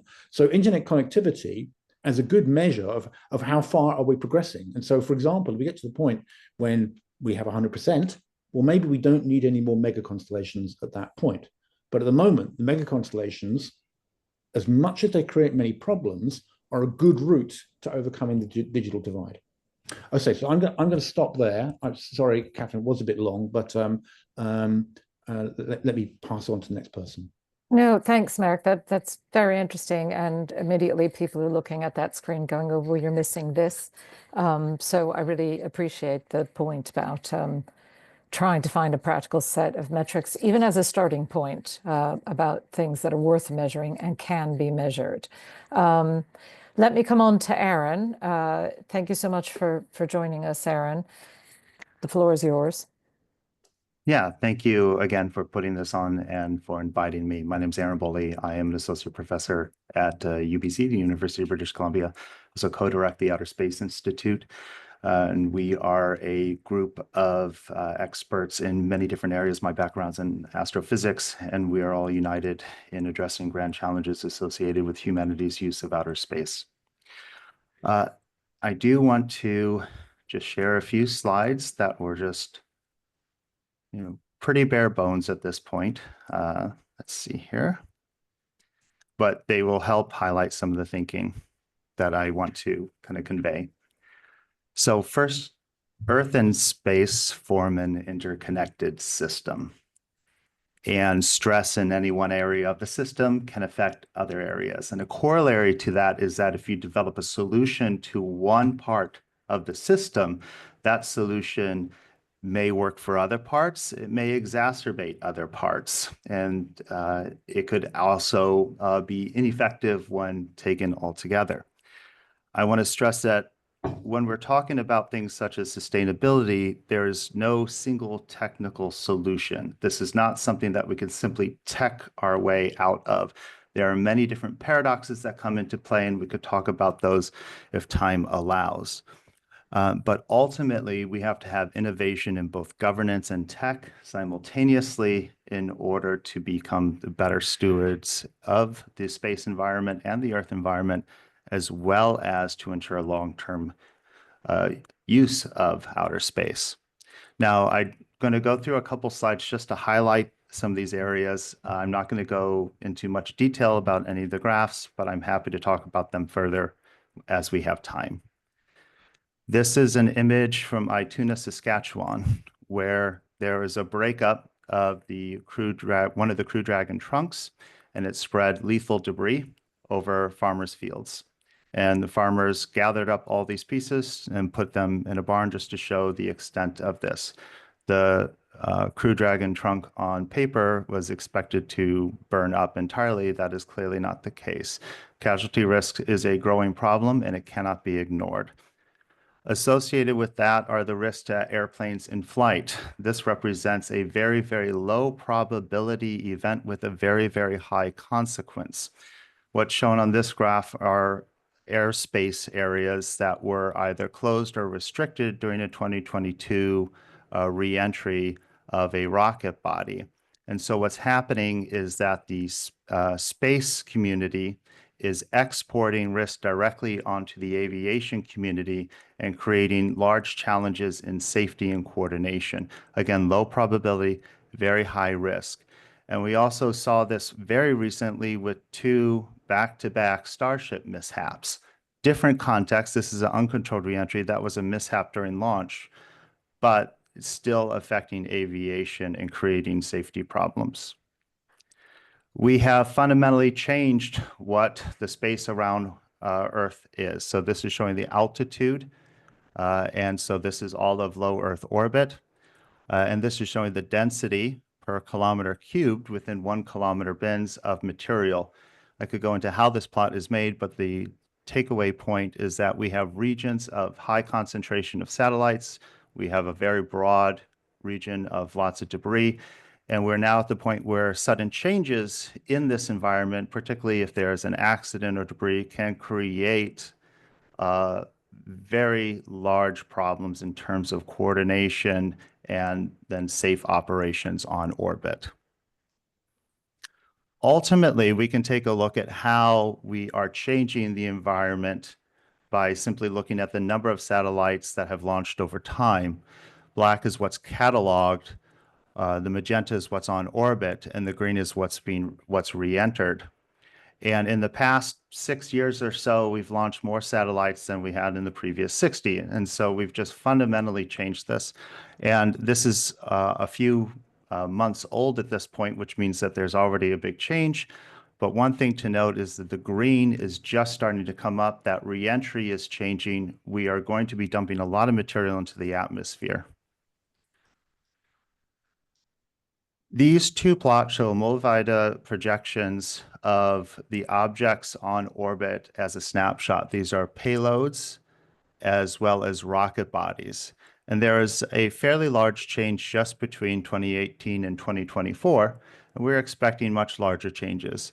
You can start to see then some key features that I'm going to just mention in a moment. One are you have this caustic that's forming, this turnaround point in latitude. That's a result of largely Starlink, and you have the geosynchronous region as well as the geo belt. If we continue on to kind of the projected numbers that we have, and if we're optimistic, frankly, with about 65,000 satellites, this is just showing kind of some of the things that have been filed. You know, by design, there's no place on Earth that you can go that won't have satellites in the sky, that do not have satellites re-entering over that area. That is, of course, by design. There are going to be some areas that have higher densities. These are, again, those caustics due to the inclination of the orbits. And the point of this plot is to emphasize that the impacts are global, but also unevenly distributed. And of course, that changes things such as the night sky. We have not just the streaks that are shown here, but you also have glints, you have night sky variability, which all create challenges, not just for astronomy, but also for cultural heritage and natural heritage. Not shown here, of course, the impacts on radio astronomy. And radio astronomy is a fundamental way that we explore the universe. Astronomy itself is the fundamental way that we explore the universe. If we take away that ability, it actually creates harm, not just to society, but also to our ability to use and explore space in other ways. Ultimately, this system can be represented in a couple different ways. This is just one example, in that in order to truly achieve things like Earth space sustainability, we have to try to map out what that system looks like and how stresses or solutions to different areas impact others. And so I will give just one example. Casualty risks, which is one of the things I started with, is a serious problem.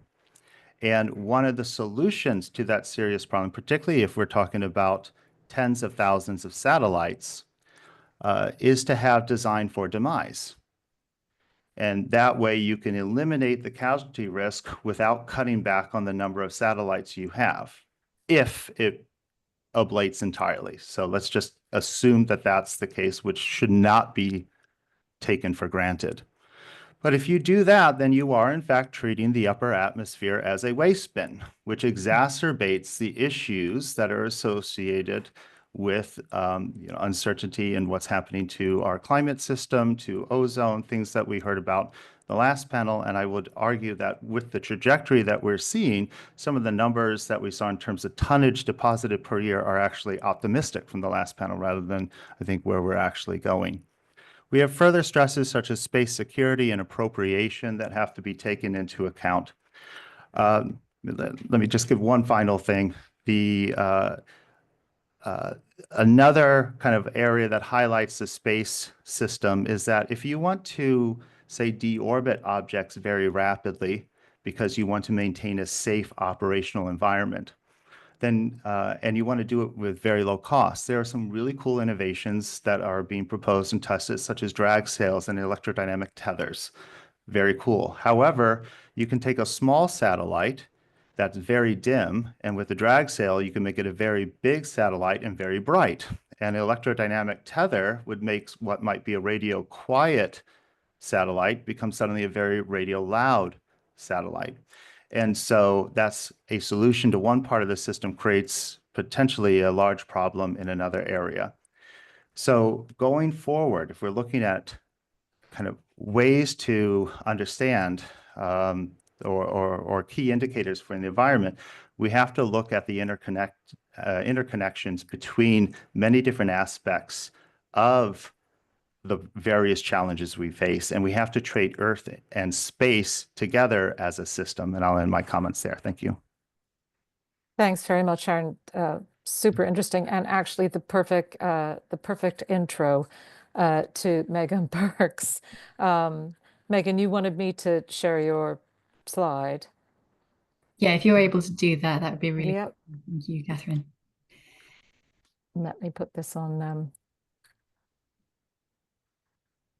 Sorry, how do I get it open? But you can see it, and I'll keep working on getting it. Yeah, I just wanted to quickly thank you, Catherine, for your introductory words at the start, because that holistic approach and bringing multiple bubbles of research together is exactly what I'm interested in talking about today. And yes, thank you as well, Aaron, for your presentation there, because your description of the interconnections between the Earth and space system and the trade-offs arising from different management accents perfectly mirrors what I was going to talk about in my introduction here. So yeah, I've only got one slide to show, which Catherine is kindly sharing for me. But I'll give a short introduction to myself for those who don't already know me. So my name is Megan Perks. So I'm a PhD student from the University of Southampton, and I'm working with Hugh Lewis to develop models and metrics that can be used to help us understand space sustainability in a more holistic context. So I've been involved with the CISA project that was run by the UK Space Agency. It was mentioned by Andy Ratcliffe last week. And I also support the UK delegation at the IADC as well. But I'm here on this panel today to bring the perspective of my PhD work, which involves looking at space sustainability in this more broad and holistic context. So I just want to touch on the word holistic first, because this word is used a lot, and I think there's a lot of inconsistency in the way that it's used, not just in the space domain, but also in other areas of research as well. So just to provide a quick bit of clarification about what I mean when I say we're taking a more holistic view to space sustainability. So to look at something holistically, by definition, means to acknowledge that the system is made up of multiple parts, and that the sum of the system is more than the sum of just these individual parts. So it involves acknowledging that the system is complex, and you can't completely understand how the whole system is going to behave by looking at isolated individual parts. You also have to look at how these parts connect together. And I think that this perspective is a very useful and true one for space sustainability. There are many parts to space sustainability, such as the need to consider the needs for satellite operators, but also the needs for astronomers, and spectrum management and atmospheric impacts, to name a few. And we can't fully understand space sustainability as a whole by looking at any one of those in isolation at one time. We have to look at how they behave together, because there are trade-offs in terms of the impacts, as Aaron gives some examples of. And it's important that we consider these and include these in our models and in the metrics that we develop. So that's essentially what I've got shown on the screen here. So this figure is taken from a piece of work that was published, I think about a year ago now, but is under development throughout my PhD.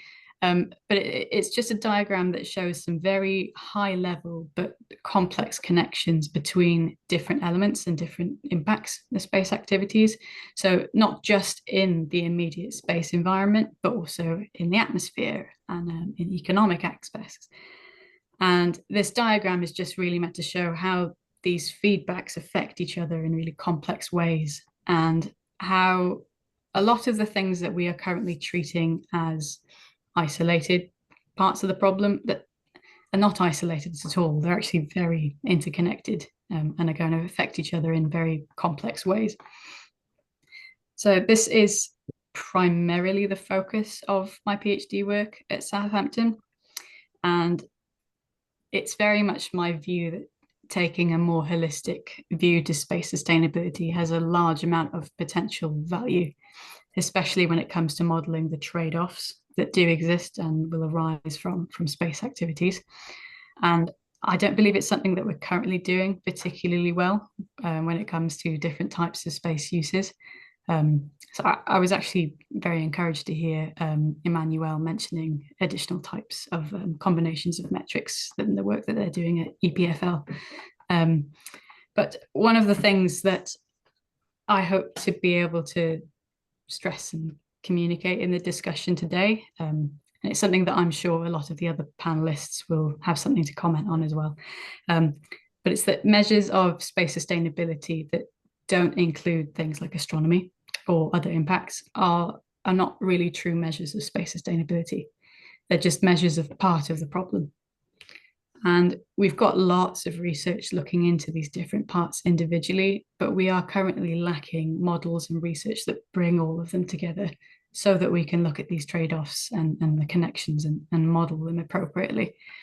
And I think that combination is a really important part of how we do modeling in the future, and also how we develop metrics that are then going to be used to describe space sustainability as well. So that was a very quick overview from me. I think I'll pass back to Catherine to kick off the discussion now. Thanks very much, Megan. I really appreciate it. And thanks to everybody. A very rich discussion.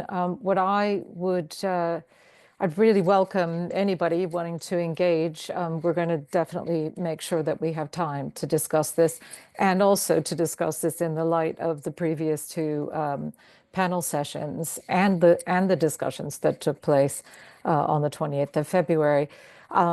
My first quick question to the members of this panel, though, is it is a very new area. I think I wholeheartedly agree that we need to take more of a systems approach, get more of a holistic view of the interdependencies and the impacts. How do we encourage more collaboration? We've got people from, several different countries here, all trying to take a view on that quite complex problem. How do we get more cross-border collaboration around this challenge? Any views? I kick Merrick, off? I see you raising a pen. Yeah, let me kick off actually, because I think that I raised the issue of human capital, because as I mentioned, the idea that if we're going to have an ISTMO, International Space Traffic Management Organization, we need lots of countries to, be involved in space.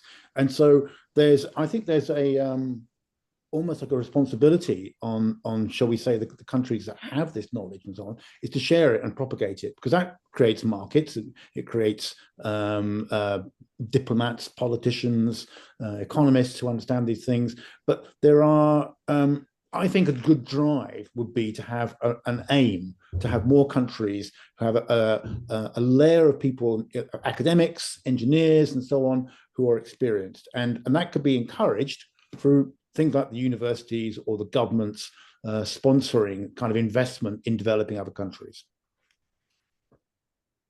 So increasing the science capital and the human capital in other countries so that they are more active participants in developing these ideas. Principally because without a democratic view from multiple countries. I mean, I think some people mentioned in the chat the idea this is a very Western perspective. Well, of course, we're not going to hear another perspective unless we have people from the other countries who are involved in it. And interestingly, some countries, I think the Philippines, Indonesia, I think in particular, have a very strong space program. And it would be great to have people who are driving that space program speaking at meetings like this.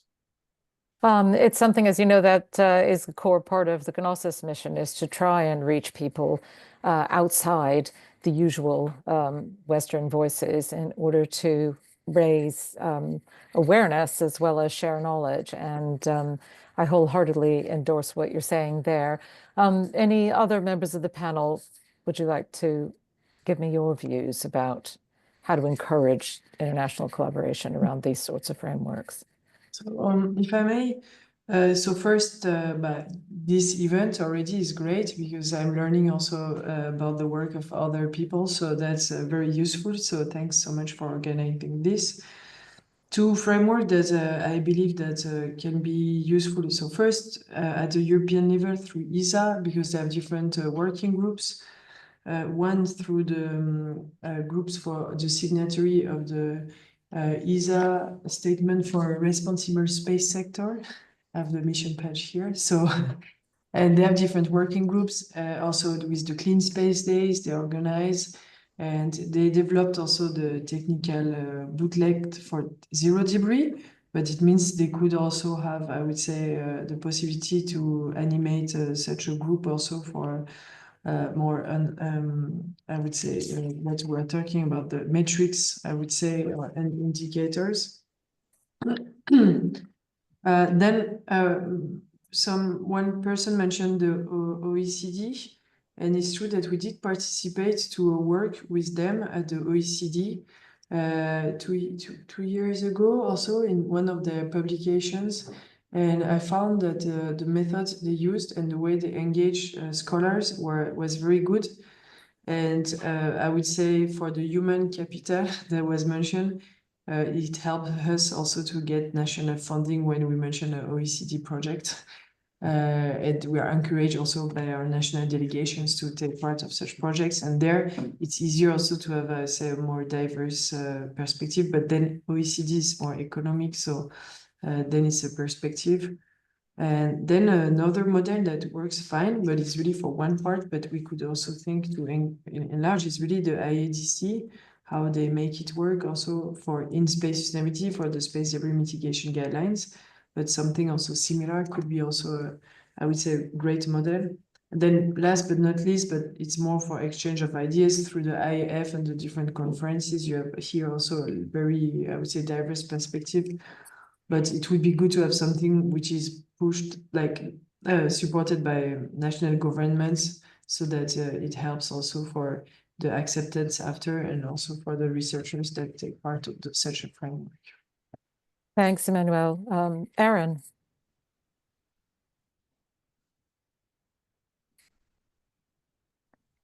Yes, I think Emmanuel gave some great examples there. And to build on that, I just want to, two things, emphasize that we have multiple levels of action that need to be, take that need to take place. There's, of course, on the scientific level and coordination among different research groups in order to support that. There needs to be then, of course, the funding in order to help the research institute, research groups move forward with those type of collaborations. International collaborations can be costly. Things like Zoom and so forth do help out with that, but it's not going to completely take place of running a large collaboration, particularly when there are lots of researchers involved. But one thing that I would just like to note to the group that despite all of the tensions that we see going on and a lot of the issues that are happening the Science and Technical Subcommittee of the United Nations Committee on the Peaceful Uses of Outer Space this year was the first discussion of the 5-year agenda item on dark and quiet skies. In order to get that agenda item onto the agenda, there was a long, hard-fought discussion of whether astronomy should be discussed in the context of space exploration. And this year, while there's no concrete actions that have yet taken place, all states had who talked on this agenda item spoke very positively about it.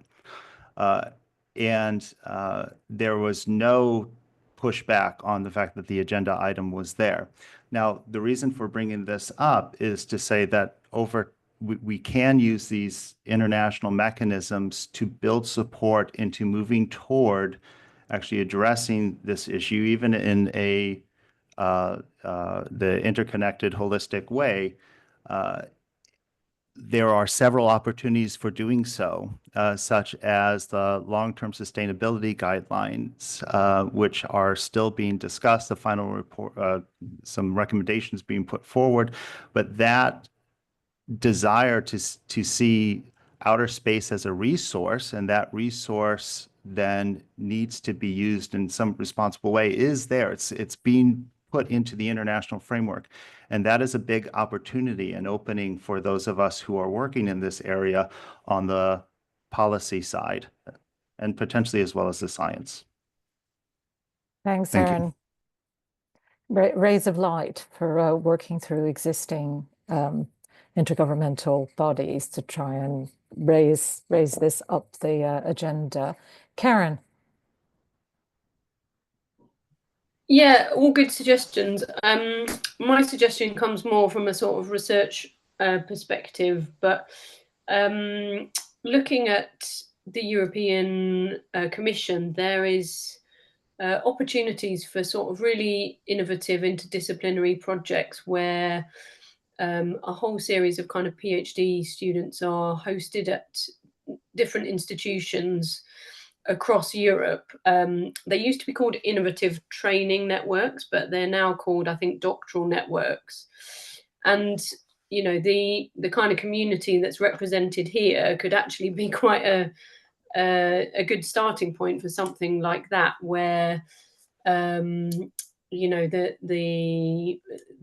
sort of big idea, I suppose, is to maybe scope or quantify some of these interesting questions, or look at some specific impacts, and then as a piece together, those projects form the basis of a much bigger idea, if you see what I mean. So the PhD students are each individually tackling small elements, but together the project delivers a sort of major leap forward in understanding.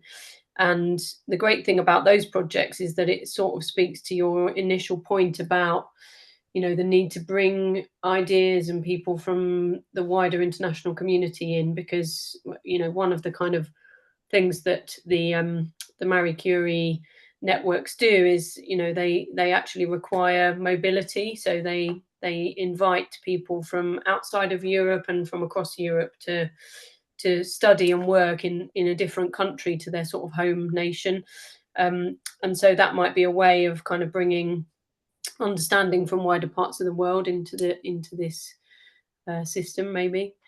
So yeah, just a proposal, really. It might be something that some of us involved in this could look at taking forward, maybe.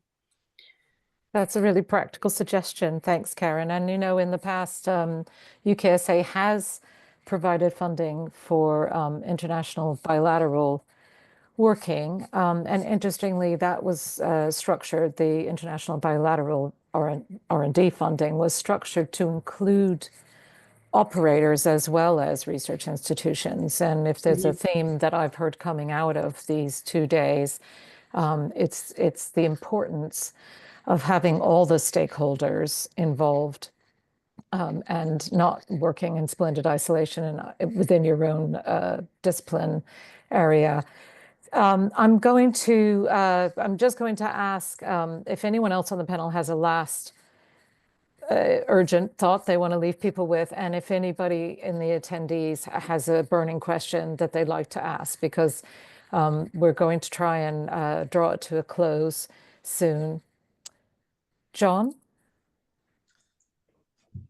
Yeah, I just want to revisit something that Dan Murphy said, and that is we need to be careful not to get ahead of ourselves in this whole business. We've seen all afternoon how much uncertainty there is in every stage of this, ablation, transport, chemistry, and so on. And we shouldn't assume that terrible things are going to happen, even if there was an increase 50-fold in the amount of material re-entering. It's very important to do the underpinning work, research work, to get the best possible estimate of that. So I do think, you know, Dan, I would just really like to second what Dan said. I think it's very important that that is done ASAP, of course, because if there is already starting to be a problem, we need to know about it. I think everything else would then fall into place. Either you need a smoking gun, as we had with the ozone hole, and then the Montreal Protocol, or you need to have, you know, cast iron research that's done to show that there is going to be a big problem. That's the only way to get international agreements and so on, I would suggest. Thanks, John. I think that I would say alongside Merrick's point about raising capability and capacity in all of the emerging spacefaring countries, so that that evidence base can be informed by all perspectives. Fiona? Hello, very briefly, I'm so sorry, I'm Scott, I'm Calvinist, so I do want to highlight that I've worked in 9 different disciplines and I hear this a lot, holistic, this call for holistic. It ends up being a Tower of Babel, a Babel Tower.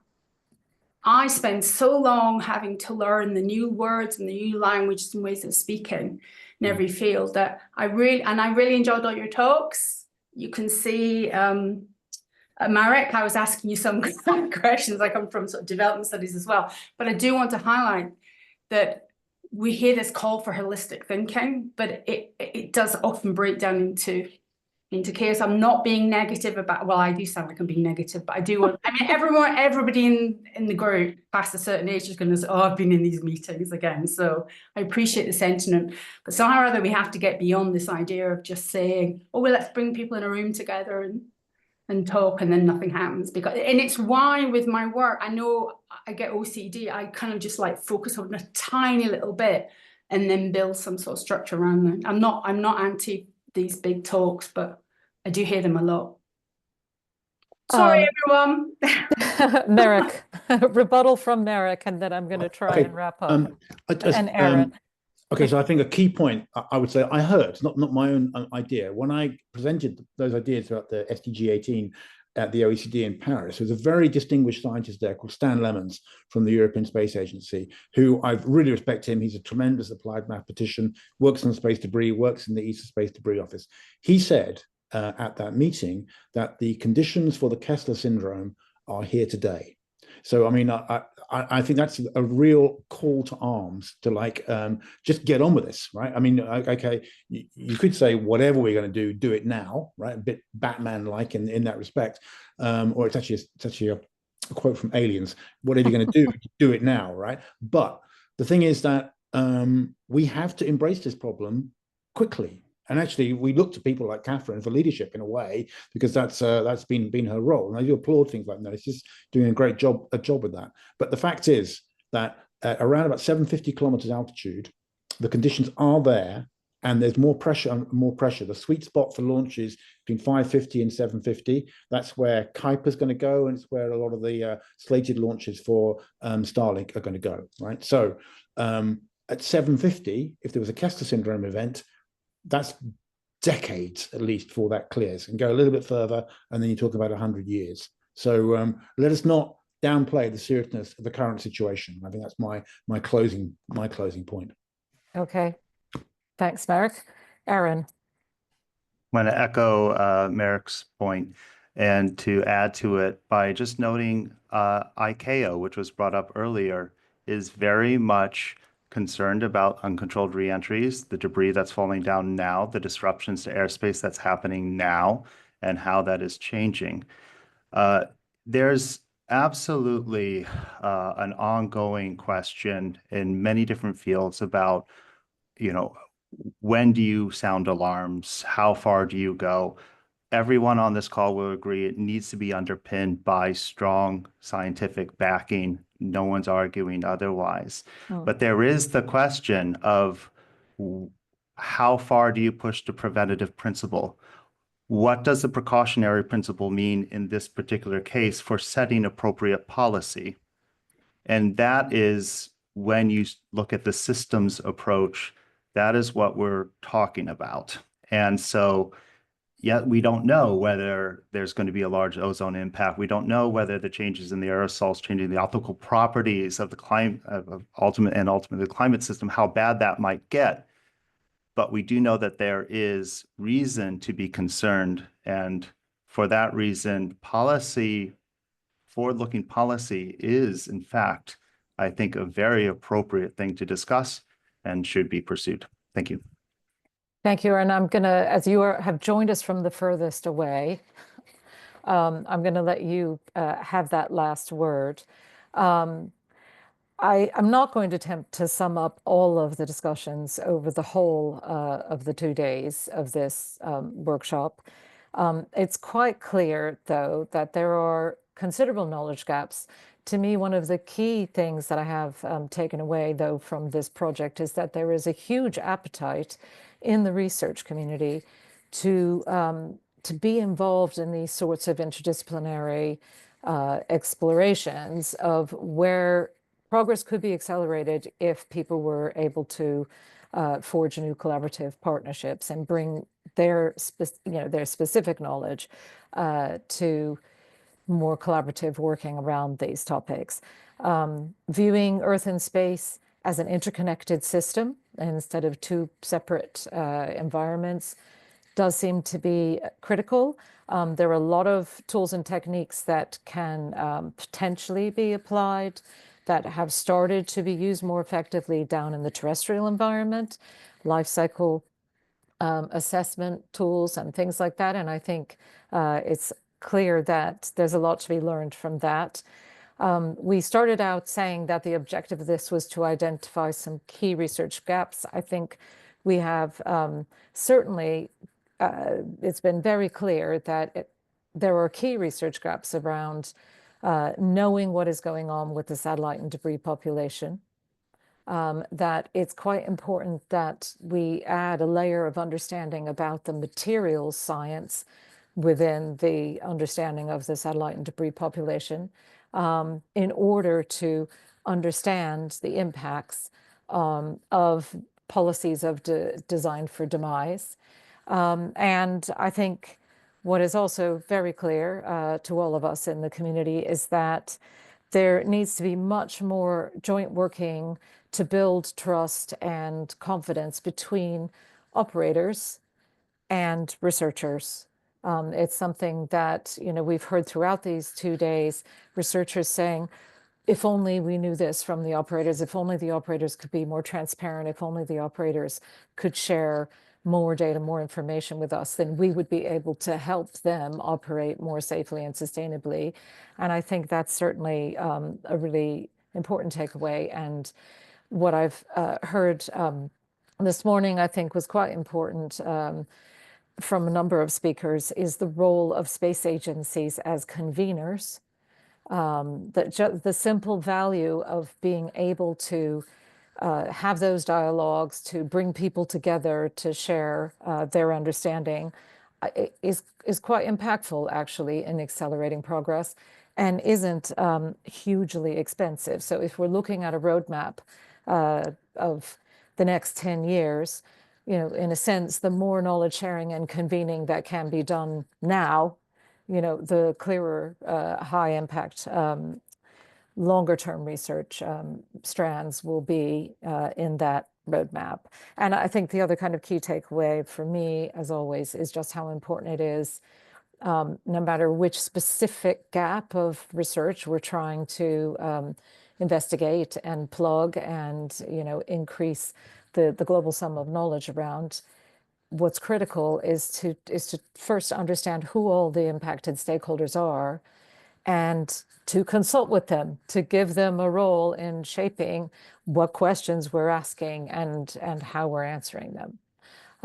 So that would be the summing up from me. I would like to invite the Space Agency to give their reflections on today's talks and the previous first half of this. And then we'll talk just a few minutes about next steps. Chris, over to you. Thanks, Catherine. Yeah, I won't speak for too long because it's been quite a long afternoon and a lot of information to digest. Just before I give my thoughts, I want to say thank you again for organising this, Catherine, and bringing the community together, and Teresa in the background for managing the calls so well, and the chairs of each of the panels and the panel members. Thank you for running such a good session, for enabling all this information to be shared, putting together the slides. I really appreciate it on a Monday afternoon at the beginning of a week, and those of you that have dialed in from abroad as well at an unsociable hour, it's greatly appreciated. I have learned a lot.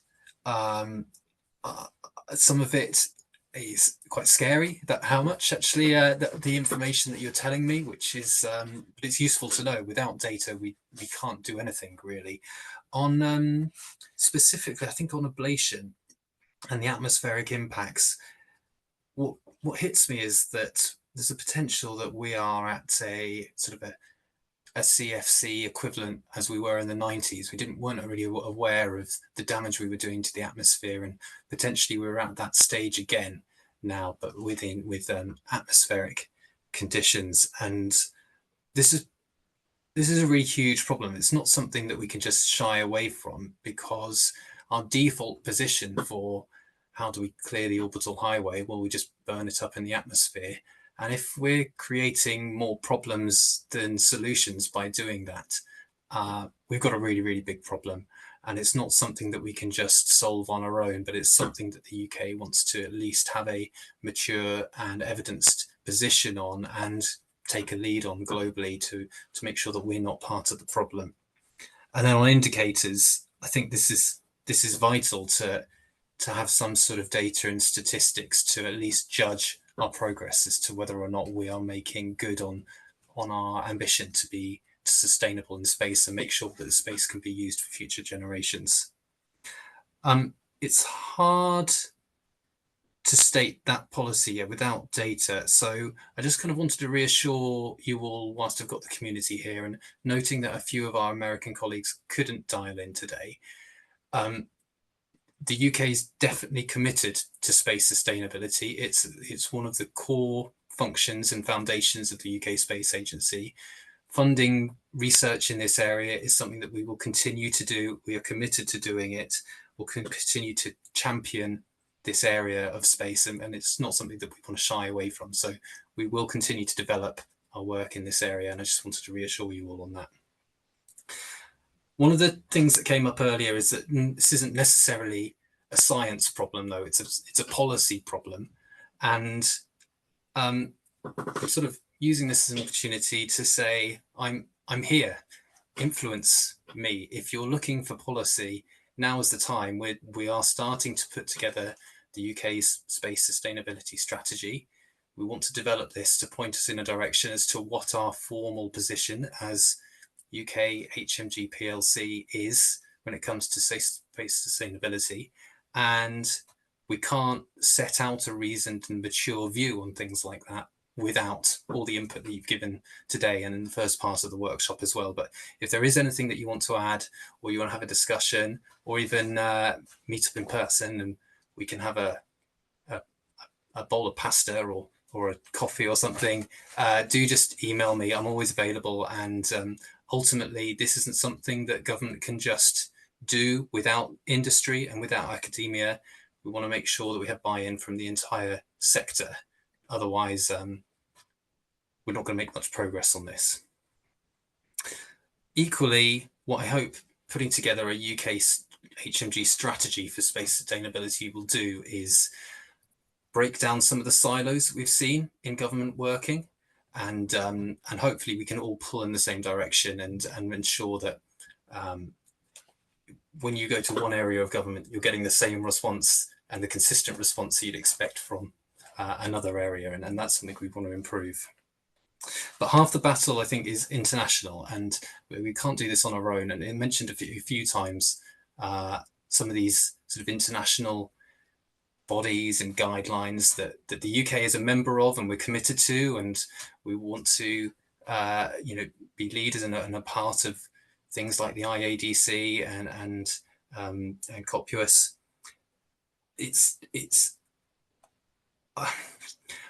I think I see a lot of value in those sort of things, and obviously they are the best that we have at the moment. But one of my concerns about things about a lot of them is that they present guidelines that don't necessarily feed into something that is enforceable. So the guidelines that we're putting together internationally present best practice, but they're not then being turned into reality for something that then affects your ability to get a license to put something in space. And equally, then once it's up in space, there's not much there to police sustainable practices. And what I'd love is to get into a position where space sustainability becomes mandatory as part of a licensing process to ensure that space sustainability practices are built into everything that we do in space. And